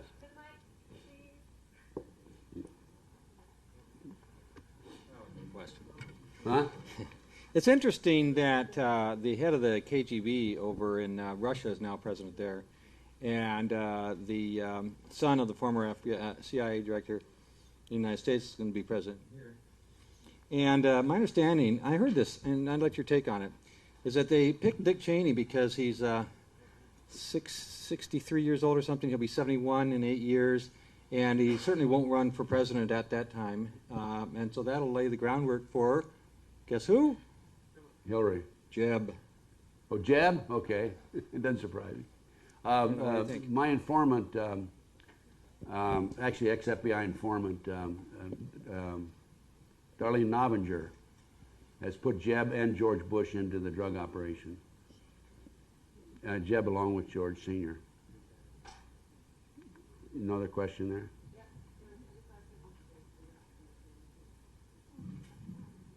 Curious about a couple of things. I can't remember the details even, and that shows how much our press had control over a case about probably 10 years ago in Saskatoon, near Saskatoon. Does anyone here remember that? Martinsville. Did you ever hear about that? No, ma'am. Several children as well, and I don't know. I'm struggling anyway. Just so people wonder about that too. And there was claims by the children there, all of them, of satanic. Oh, it's very common. There are, I'd estimate, a little under 4 million practicing Satanists in America. And I came across this. It's a projected figure. I have an informant in the South Bay area of Los Angeles, population 200,000. An informant told me there's probably 3,000 practicing Satanists there. Lincoln, Nebraska, population 200,000. Another informant, separate, said she thought that there were about 3,000 there. Iowa City, Iowa, population 100,000. Third informant, not known to the other informant, said there's 1,500. So if you take that figure and project it, it's 1.5% of the population. Excuse me, and that's a little under 4 million people in the United States that are involved in this sort of thing. That's heavy, but that's what I come up with. As a Canadian, I really want to fool myself that this isn't happening here. Oh no, it's very common. Victoria is very heavily concentrated with satanic activity. In fact, the lady that's I'm going to meet with her Tuesday. The case we're going to discuss is out of Victoria. I might mention also that 3 separate sources on the number of human sacrifices, between 50 and 60,000 a year. And we're talking now, you know, Ken Lanning is the behavioral science expert in Quantico, Virginia for the FBI.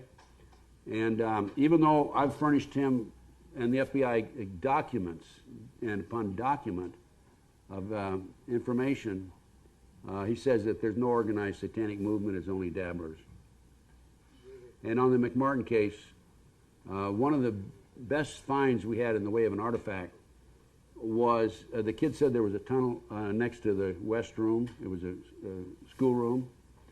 And we went down with a backhoe right straight down about 15 feet, right next to the wall where the kid said there was a tunnel. This has been filled in now. And there was a plastic bag there, half sticking out and half under the beam, the support, house support. We pulled it out. It was a Disney bag, and it was copyright 1982. Which gives us a time frame of 1982 or 83 when they filled in the tunnels. And the case broke in 1982, by the way. They went out there to fill those tunnels. Yes, ma'am. Then is the John Bonet case connected with all of this too? Because I have no documentation that it is. Based on the circumstances, I believe it is. There are ligatures on the child's neck. That's one of the signs, by the way. And in the mind control program, ligatures of bruises. And in the mind control program, what they do, they take them right up to the edge of death and bring them back. That's one of the tortures. And I suspect they took her right up the edge of death and couldn't bring her back. They went a little too far. Are you familiar with Linda Thompson? I know of her. All right. You know if she's still alive or anything like that? Because I know she puts out a lot of same materials that you are and take the same stand, although she's not with the FBI. She's a lawyer out of Indianapolis area. I don't know what's happened to her. I haven't heard from her in several years. Yeah, I haven't heard from her in 3 years. I just wondered if you knew. Phil Schneider, are you familiar with that name? Mm-hmm. Yes. Do you know what exactly happened with him, and is he credible from the tapes that he did on the tunneling under Area 51 and some of the other areas under the United States? I don't know. If he's credible, I know of his work. I've heard a lot of stories about tunnels and cities, underground cities. I've also heard a lot of stories about internment camps. There is a new federal execution center in Terre Haute, Indiana. It houses, I think, 52 people. We haven't had a federal execution since 1962. I was reading some material the other day about an internment camp in Alaska. It's supposed to house 1 million people. Getting back to the underground cities and the tunnels, I would say there's good possibility of it, but you know, proving it's something else. You read these things, proving it is another thing. Yeah, I know that Phil had said that he was about to expose it. He had mapped them all out, and two months before the book was to be released, he was killed. Oh, he committed suicide, I assume. Yeah, somebody suicided him. Yeah. Yeah. Well, you know, in the Waco case, the key witness for the families was murdered just before he was to testify. He was an infrared specialist, expert, and he had already given depositions, as I recall. He'd given deposition that the infrared analysis of the films of the Waco incident showed that the government did fire into the compound. And that's what Linda Thompson, she just finished exposing that, as well as the containment camps, the concentration camps, and it was shortly after that we never heard from her again. So, yeah, they're sneaky, and there's a lot of people that have disappeared. I can tell you this on one of the internment camps. 1997, I had dinner with an individual who had formerly been the civilian member of the prison board in the state of Texas. It's a high political position. And he told me that in Texas they have 8 brand new prisons that are manned with no inmates. So I can guarantee that that's a true story. And there's no reason for him to tell me otherwise. Yes. Hi there. As you know, I have a 2.5-year-old daughter. You actually met her at lunch. Beautiful child, like her mother. Thank you. And I live in in the 3rd largest city in Canada. What are some of the practical things that we can do to safeguard our own children? Because nobody wants this to happen to their own child. With your experience, do you have any practical pointers, things to look for, things that we can identify as parents to keep our own children safe and to inform other parents? Are you a working mother? No, thankfully I'm not. Well, then you're in good shape. I recommend that the mothers be the mothers. That's one of the problems in the world today. There's too many mothers are leaving their children with somebody else. The preschools are a breeding ground for the satanic activity in many instances. The Virginia McMartin in the McMartin case has traveled all over the world setting up preschools. Dr. Roland Summit, former psychiatrist, UCLA Harbor Hospital, who's been involved in these issues, told me that there are 50 other preschools around the country where the kids talked about tunnels under the school.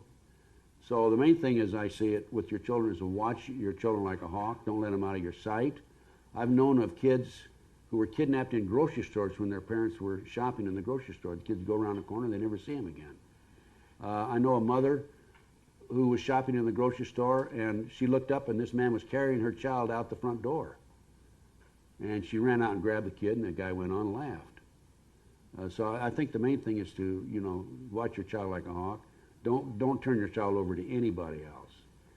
And if you do have to have a babysitter, make sure you know the babysitter.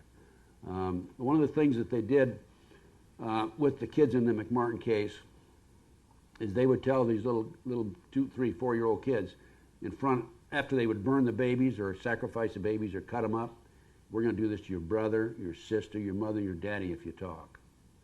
And the one little girl, they took her home, molested her in her own bedroom, left a memento there, took her cat, came back, and sacrificed the cat in front of her and the other kids. And you think that's why the big issue is, well, why don't the children talk? Why don't the children? They don't dare talk. They're scared to death.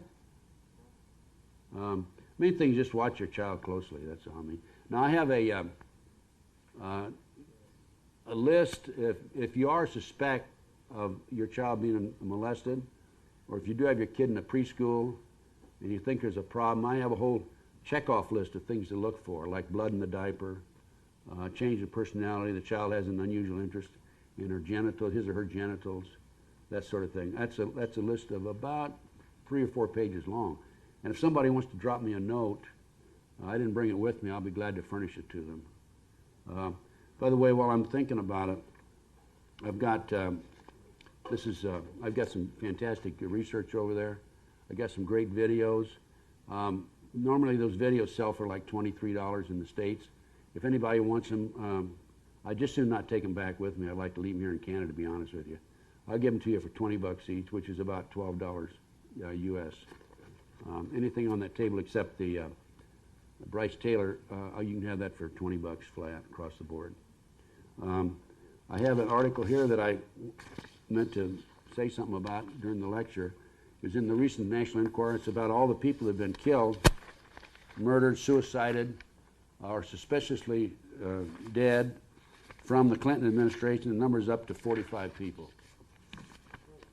I thought it was higher than that, but you know. That's since he's been president? That's since he's been president, including the two little boys in Arkansas who they said committed suicide. Teenagers Kevin Ives and Don Henry were run over and killed by a train in rural Arkansas after they supposedly fell asleep on the tracks in a marijuana-induced stupor. Ives' mother, however, says the boys witnessed drug drops linked to Clinton pals, and a forensic expert concluded they were murdered. The next four victims are teens who allegedly knew too much about what Ives and Henry had witnessed. They went out one night camping, these two little boys, I think they're 11 and 12 years old, and they ran into a drug drop that ties back into Clinton and his boys. A plane was coming in and they dropped some packages, and they were stabbed in the back, and then they were placed on the railroad tracks and tried to make it look like suicide. They were murdered, covered up by the Clinton administration. One of the saddest stories here on the Clinton situation, there's a little girl named Mary Mahoney who was an intern and who was approached by, Clinton put a move on her. She was a little 21-year-old girl. And she quit the White House for that reason. Went over and got a job in Georgetown working for Starbucks. And Chelsea came in there one night and ordered, and saw her, said hello to her, and ordered a cup of coffee. 2 weeks later, some gunmen came in and killed her and two other people in Starbucks. Shot them. No robbery, just murdered them. This man is a brutal, evil psychopath. And so are his buddies. Yes, question. What approach, if any, might we be taking to speak to our own children about these issues, or do we simply risk losing our children by talking to them about it? Oh, boy, that's a tough one. Are we any psychiatrists here? I think that's a call you have to make. I don't think it hurts to educate your kids and to scare the hell out of them about this is what's going on here. What usually happens in the satanic movement, these kids are multi-generation. The mothers and fathers, the grandmothers, grandfathers are part of the movement. And like Kathy O'Brien and Bryce Taylor, and I have a book by Bryce over here, thanks to the memories, they were born into the movement. And so the problem that you have is your kids now, if you're not multi-generation yourself, or your parent, or your parents, their grandparents, the problem you have is them being recruited now, when they get into junior high and high school. I think a good solid base is a good Christian background. Talk to your kids about what's right and what's wrong. Educate them on this. Sure, I'd let them know about what they can expect, because if there's any indication at all or inclination that they have that they might be recruited, they will come after them. What they usually do is they start with little parties, and they'll bring out a little marijuana. If the kid doesn't object to that, they go on to something harder, and then they go on to something harder. And they usually observe these kids for about 2 years before they try to recruit them. It's a long process because they don't want anybody coming in who's going to, be an informant against them or against their interests. I'd tell your kids about it. I'd educate them. Yeah. Thank you, Ted. The evidence is overwhelming about what you're saying in regard to the Clinton administration. As you said, the Clinton Chronicles, The Rise of Bill Clinton, the book by the British author, The Secret Life of Bill Clinton, et cetera, et cetera. The evidence is overwhelming, and yet you get people like Lyndon LaRouche who are Clinton apologists. Is he an agent provocateur, or what do you know about Lyndon LaRouche? Lyndon LaRouche, I know Lyndon LaRouche very well. In fact, I was on the, quote, campaign trail with him. He was at some of the primaries, events that I was at. You have to look back at what happened to Lyndon. Lyndon was arrested and put in jail, right? He got out. I think he got out early. So, do you think he made a deal with somebody to get out early? I don't know. Okay, we're on the same wavelength. Okay? Now, he's a critic, he's on the Democratic primary, he's a critic of the Bushes, but he never criticizes Bill Clinton. I think it was the movie Men in Black that said, if you want to know what's really going on, read the National Enquirer. And so ever since then, when I go to the grocery store, I really kind of check out what they've got on their headlines. Did you see this article? No. Yeah. I just wondered, do you have a comment about that? About the National Enquirer? Just Well, there's good and bad in almost every. There's more bad in the mainstream media than there is in the National Enquirer, as far as I'm concerned. They slant it, cut it, change it. I've been described in Vanity Fair as a brash braggadocian in an article they did on the McDonald case. And the author of that article was a fellow named Sam Anson. Sam Anson. Okay? That's kind of interesting. I looked at that and I said, Sam Anson. Now that name, that sounds familiar. The son of Sam murders in New York. And he's from New York, by the way. Now, that doesn't mean he's involved in it, but that's one of your, probably, in my opinion, it's probably one of these subliminal messages of some sort. But anyway, he called me a brash braggadocian. The New York Times told me that I was or said in the front page of an article they did about me before Y2K that I was one of the national leaders of some movement. I don't know if it wasn't terrorist, it was the whatever in the country. So they've described me in all kinds of terms, not complimentary, by the way, not at all. But yeah, I get it and read it. And I'll tell you another magazine that I really like, that I highly recommend, is the Spotlight. The Spotlight tells it like it is. It's right out there. And as a matter of fact, they've asked me to be a West Coast representative. And if if there's any stories come up on the West Coast, they've asked me if I'd check into it. And I do it for free. But go ahead. Sorry, I just have a comment for parents about an article that I read about the children that are looked for. And they looked for obedient children, children that do as they're told without question. So precocious children are safer. Right. Hi, Ted. Where I come from in South Africa, we have approximately 25,000 children disappearing every year. There's been a huge investigation into where these children are disappearing, and they have found the children leaving in aeroplanes out to Europe.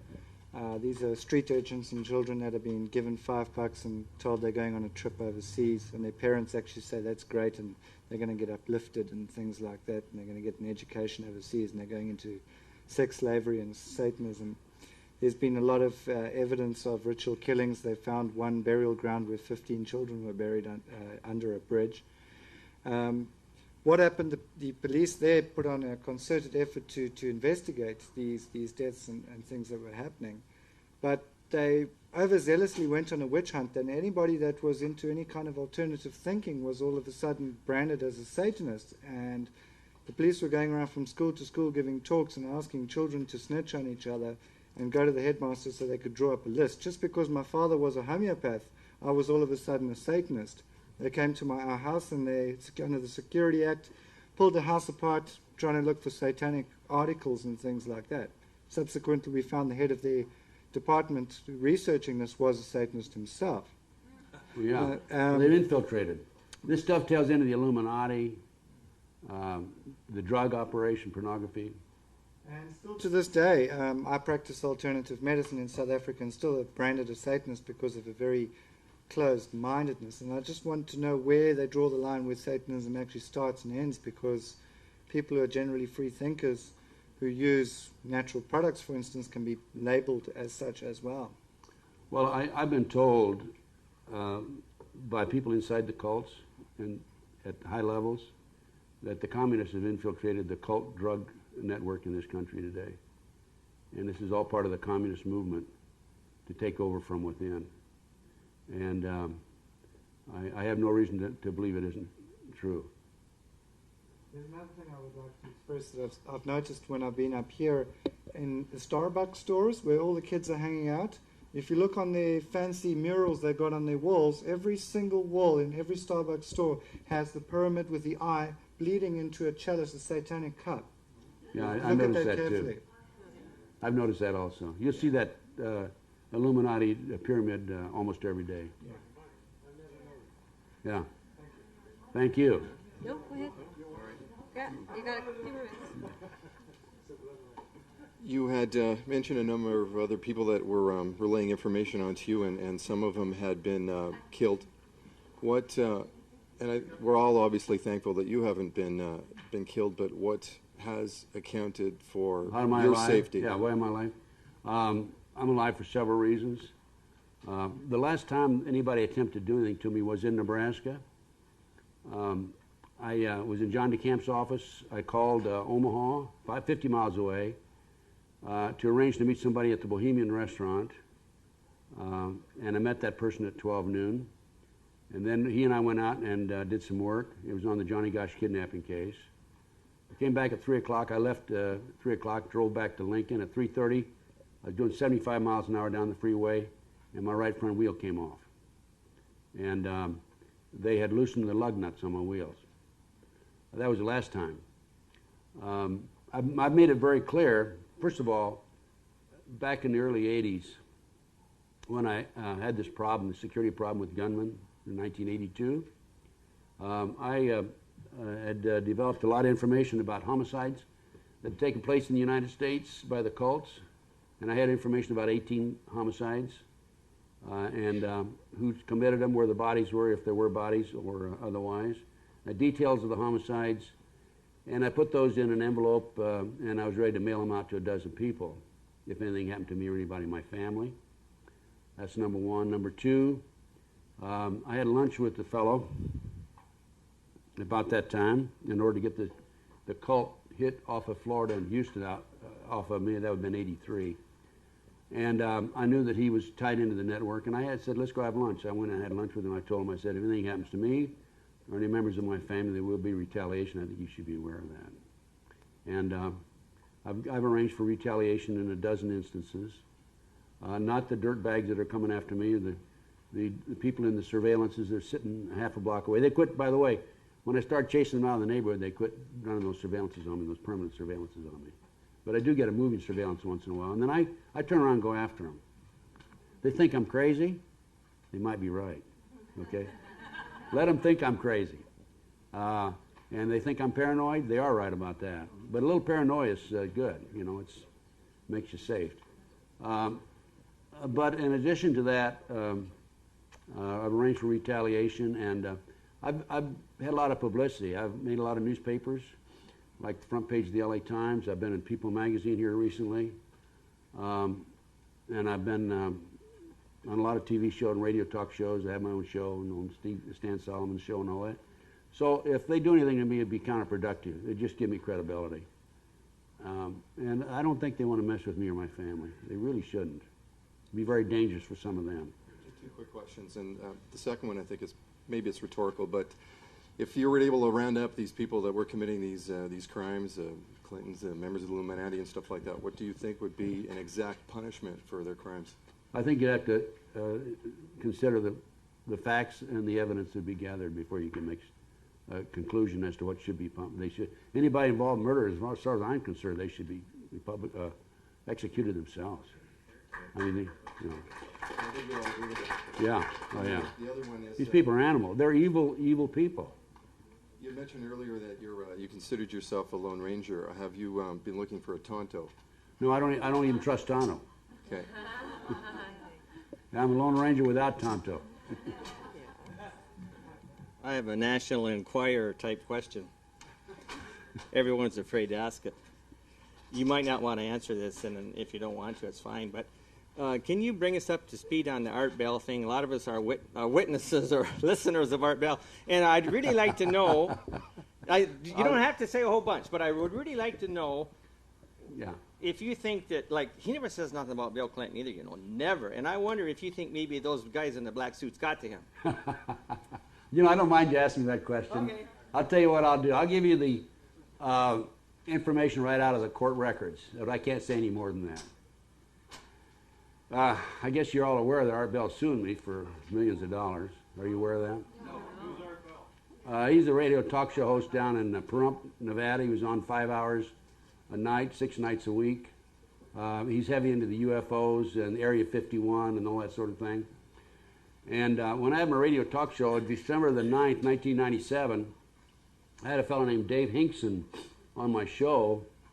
And we're talking about, Dave Hinkson has a series of health products, colloidal silver and zinc and plutonium and all that sort of thing. And we're talking about that, and all of a sudden Dave comes out and starts talking about, well, I have information about Art Bell. I said, yeah, well, what's that? He said, he started making some disparaging remarks about Art Bell being accused of something and then covering it up and being able to pay his way out of it. And he asked me my advice on what he should do, and I said, well, I'd go check the court records. And that's about all that I said. I didn't accuse him of anything.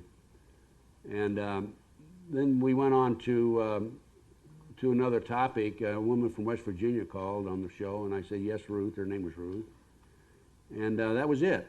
But the fellow did infer that Art Bell was involved in some sort of a sexual problem with a juvenile.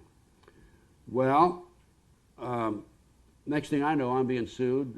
Dave Hinkson is being sued, and the radio station, Nashville, Tennessee, WWCR, is being sued. WWCR is one of the largest shortwave stations in the world. They have, I think, 100,000 watt operations there. So Art Bell's attorney goes on Good Morning America, and Art Bell himself has made many times a statement that I accused him of being a child molester. I've never accused him of being a child molester. That's absolutely not true. I never made that statement about him. He's misquoting me, and when we get in the courtroom, and you know, that'll all come out. I can say right now that what he said about me is not true, and I have never said anything unkind about him at all, to be honest with you. As a matter of fact, about a year before my show, somebody called in on my show and asked about Art Bell. I said, I think he's doing a good job. He's helping to wake up America. Now, do any of you know Kurt Billings? No. Okay, Kurt Billings all of a sudden comes up with a memo. We call for summary judgment. Get me out of the case. And the day before we go for oral arguments on the summary judgment, Kurt Billings and his wife file papers, and in this memo, and I can tell you this because this is in the court record, file papers claiming that he talked to me last November in Las Vegas, and he did talk to me, by the way, and he did ask me about the case, and I told him I couldn't discuss it because it's in litigation. But in his memo, he said that I had pictures of Art Bell Sr. involved in sexual pleasure with animals and other things in a cave in Colorado, and then I said I had them in New Mexico, and then I admitted that I didn't have any pictures. Well, that's not right lie. I never said that. And then in addition, there's a guy named Gray Wolf. Has anybody heard of a fellow named Gray Wolf? He's down in Washington State. He came in with a memo about the day before also, and he said that he talked to me in an exposition in February 1997, which would have been 8 or 9 months before the Art Bell show, my show with Dave Hinkson, and that I said I was going to get Art Bell. He's no effing American and all that. I don't use that word, by the way. Art Bell is no effing American, and I'm going to get him, and this and that. These are all outright lies. And I'm just basically just rocking along, keep my mouth shut, not making any statement one way or the other. By the way, we lost the summary judgment. The judge ruled that we didn't have to go to trial, and I shouldn't be in any trial. But, you know, it costs a lot of money. That's why I'm offering you those videotapes cheap, so I can pay my attorney bill. Yes? One thing I just want to, one thing I want to mention to you, Ted, is that I'm very appreciative of people like yourself and Eustace coming up here, because I do look up to you guys. I'm a newbie in this field, And watching you and listening to your experiences, listening to Eustace's experiences, Kathy's experiences, gives me hope that I'm going to live to a ripe old age, and I'm not setting up my own death right now by the age of 40, because I think I'm having a little more hope than most people have for me right now. You're doing a great job as far as, from our conversation we had today. Yeah. And just keep up the good work. I agree with Kathy and Eustace. I think this thing's turning around. I think so, we're too. making progress. And I've been in the fight for 20 years, ever since the McDonald case in 1980. And I'm more excited and enthused about it than you can imagine. In spite of the fact that, they're burglarizing my place and running surveillances on me and loosening the lug nuts on my wheels. By the way, one of the things that they did is they came in my place in the middle of the night and put a penny at the foot of my bed. Just to let me know that I'm available. They can get to me anytime. They're trying to intimidate me. I'm not really intimidatable. I'm really not. Because if I ever catch them in my house, I'll blow them away. Well, one of the I think a lot of the big question that everybody always has in their mind is the ultimate question of why all this happens. And I've given that a lot of thought over the last year. And one of the answers that I've come up with, and I think this is hitting almost close to home, but I'm not sure quite there yet. Have you heard of the Royal Institute of International Affairs? Yes. Okay.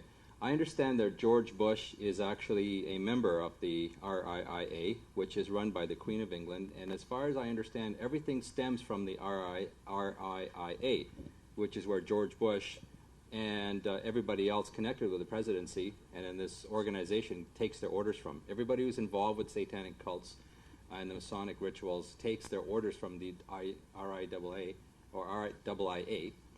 And that's where it all stems from, is actually the city of London. I agree with that. And which is supposed to be the new Troy. I agree with that. And I agree with that. It ties into the Bilderbergs. Yeah. And there's the Bilderbergs, not the Bilderbergs per se had a meeting, but a group of the Illuminati. A group of the Illuminati had a meeting here a year or so ago, secret meeting. And the mainstream newspapers didn't even print it, but there's a little old newspaper in someplace in Mississippi, I've got the article in here, that printed it, and it described them as Illuminati members. And it's all, it has the big ribbon that ties in. And anybody, like I think you were mentioning, when you consider what Kathy says, what Eustace says, what I say, and some of these other speakers, it all kind of ties together, doesn't it? We all have different because I can't, when I have a piece of the puzzle, you have a piece of the puzzle, Yeah. Eustace, Kathy, we all have a piece of the puzzle, Bruce. I noticed this is an amazing weekend because it's the light bulbs are going on in my head because there's connections that I didn't quite glue into starting to come together now, and I think for everybody in this room, so this has been, well worth it. Yeah, well, the CIA is, I say the CIA is the most evil organization in the history of the world. They're involved in kidnapping kids. They're involved in the drug operation, international drug trafficking. They're killing people. They're assassinating people. Chip Tatum on my radio show said that he was involved in the takeover of 20 governments around the world where they put a puppet CIA operation in afterwards, including Australia. We put in the government in Australia, and now the Australian government comes out, takes all the guns away because they had that shooting down there with 26 people killed. That's all planned.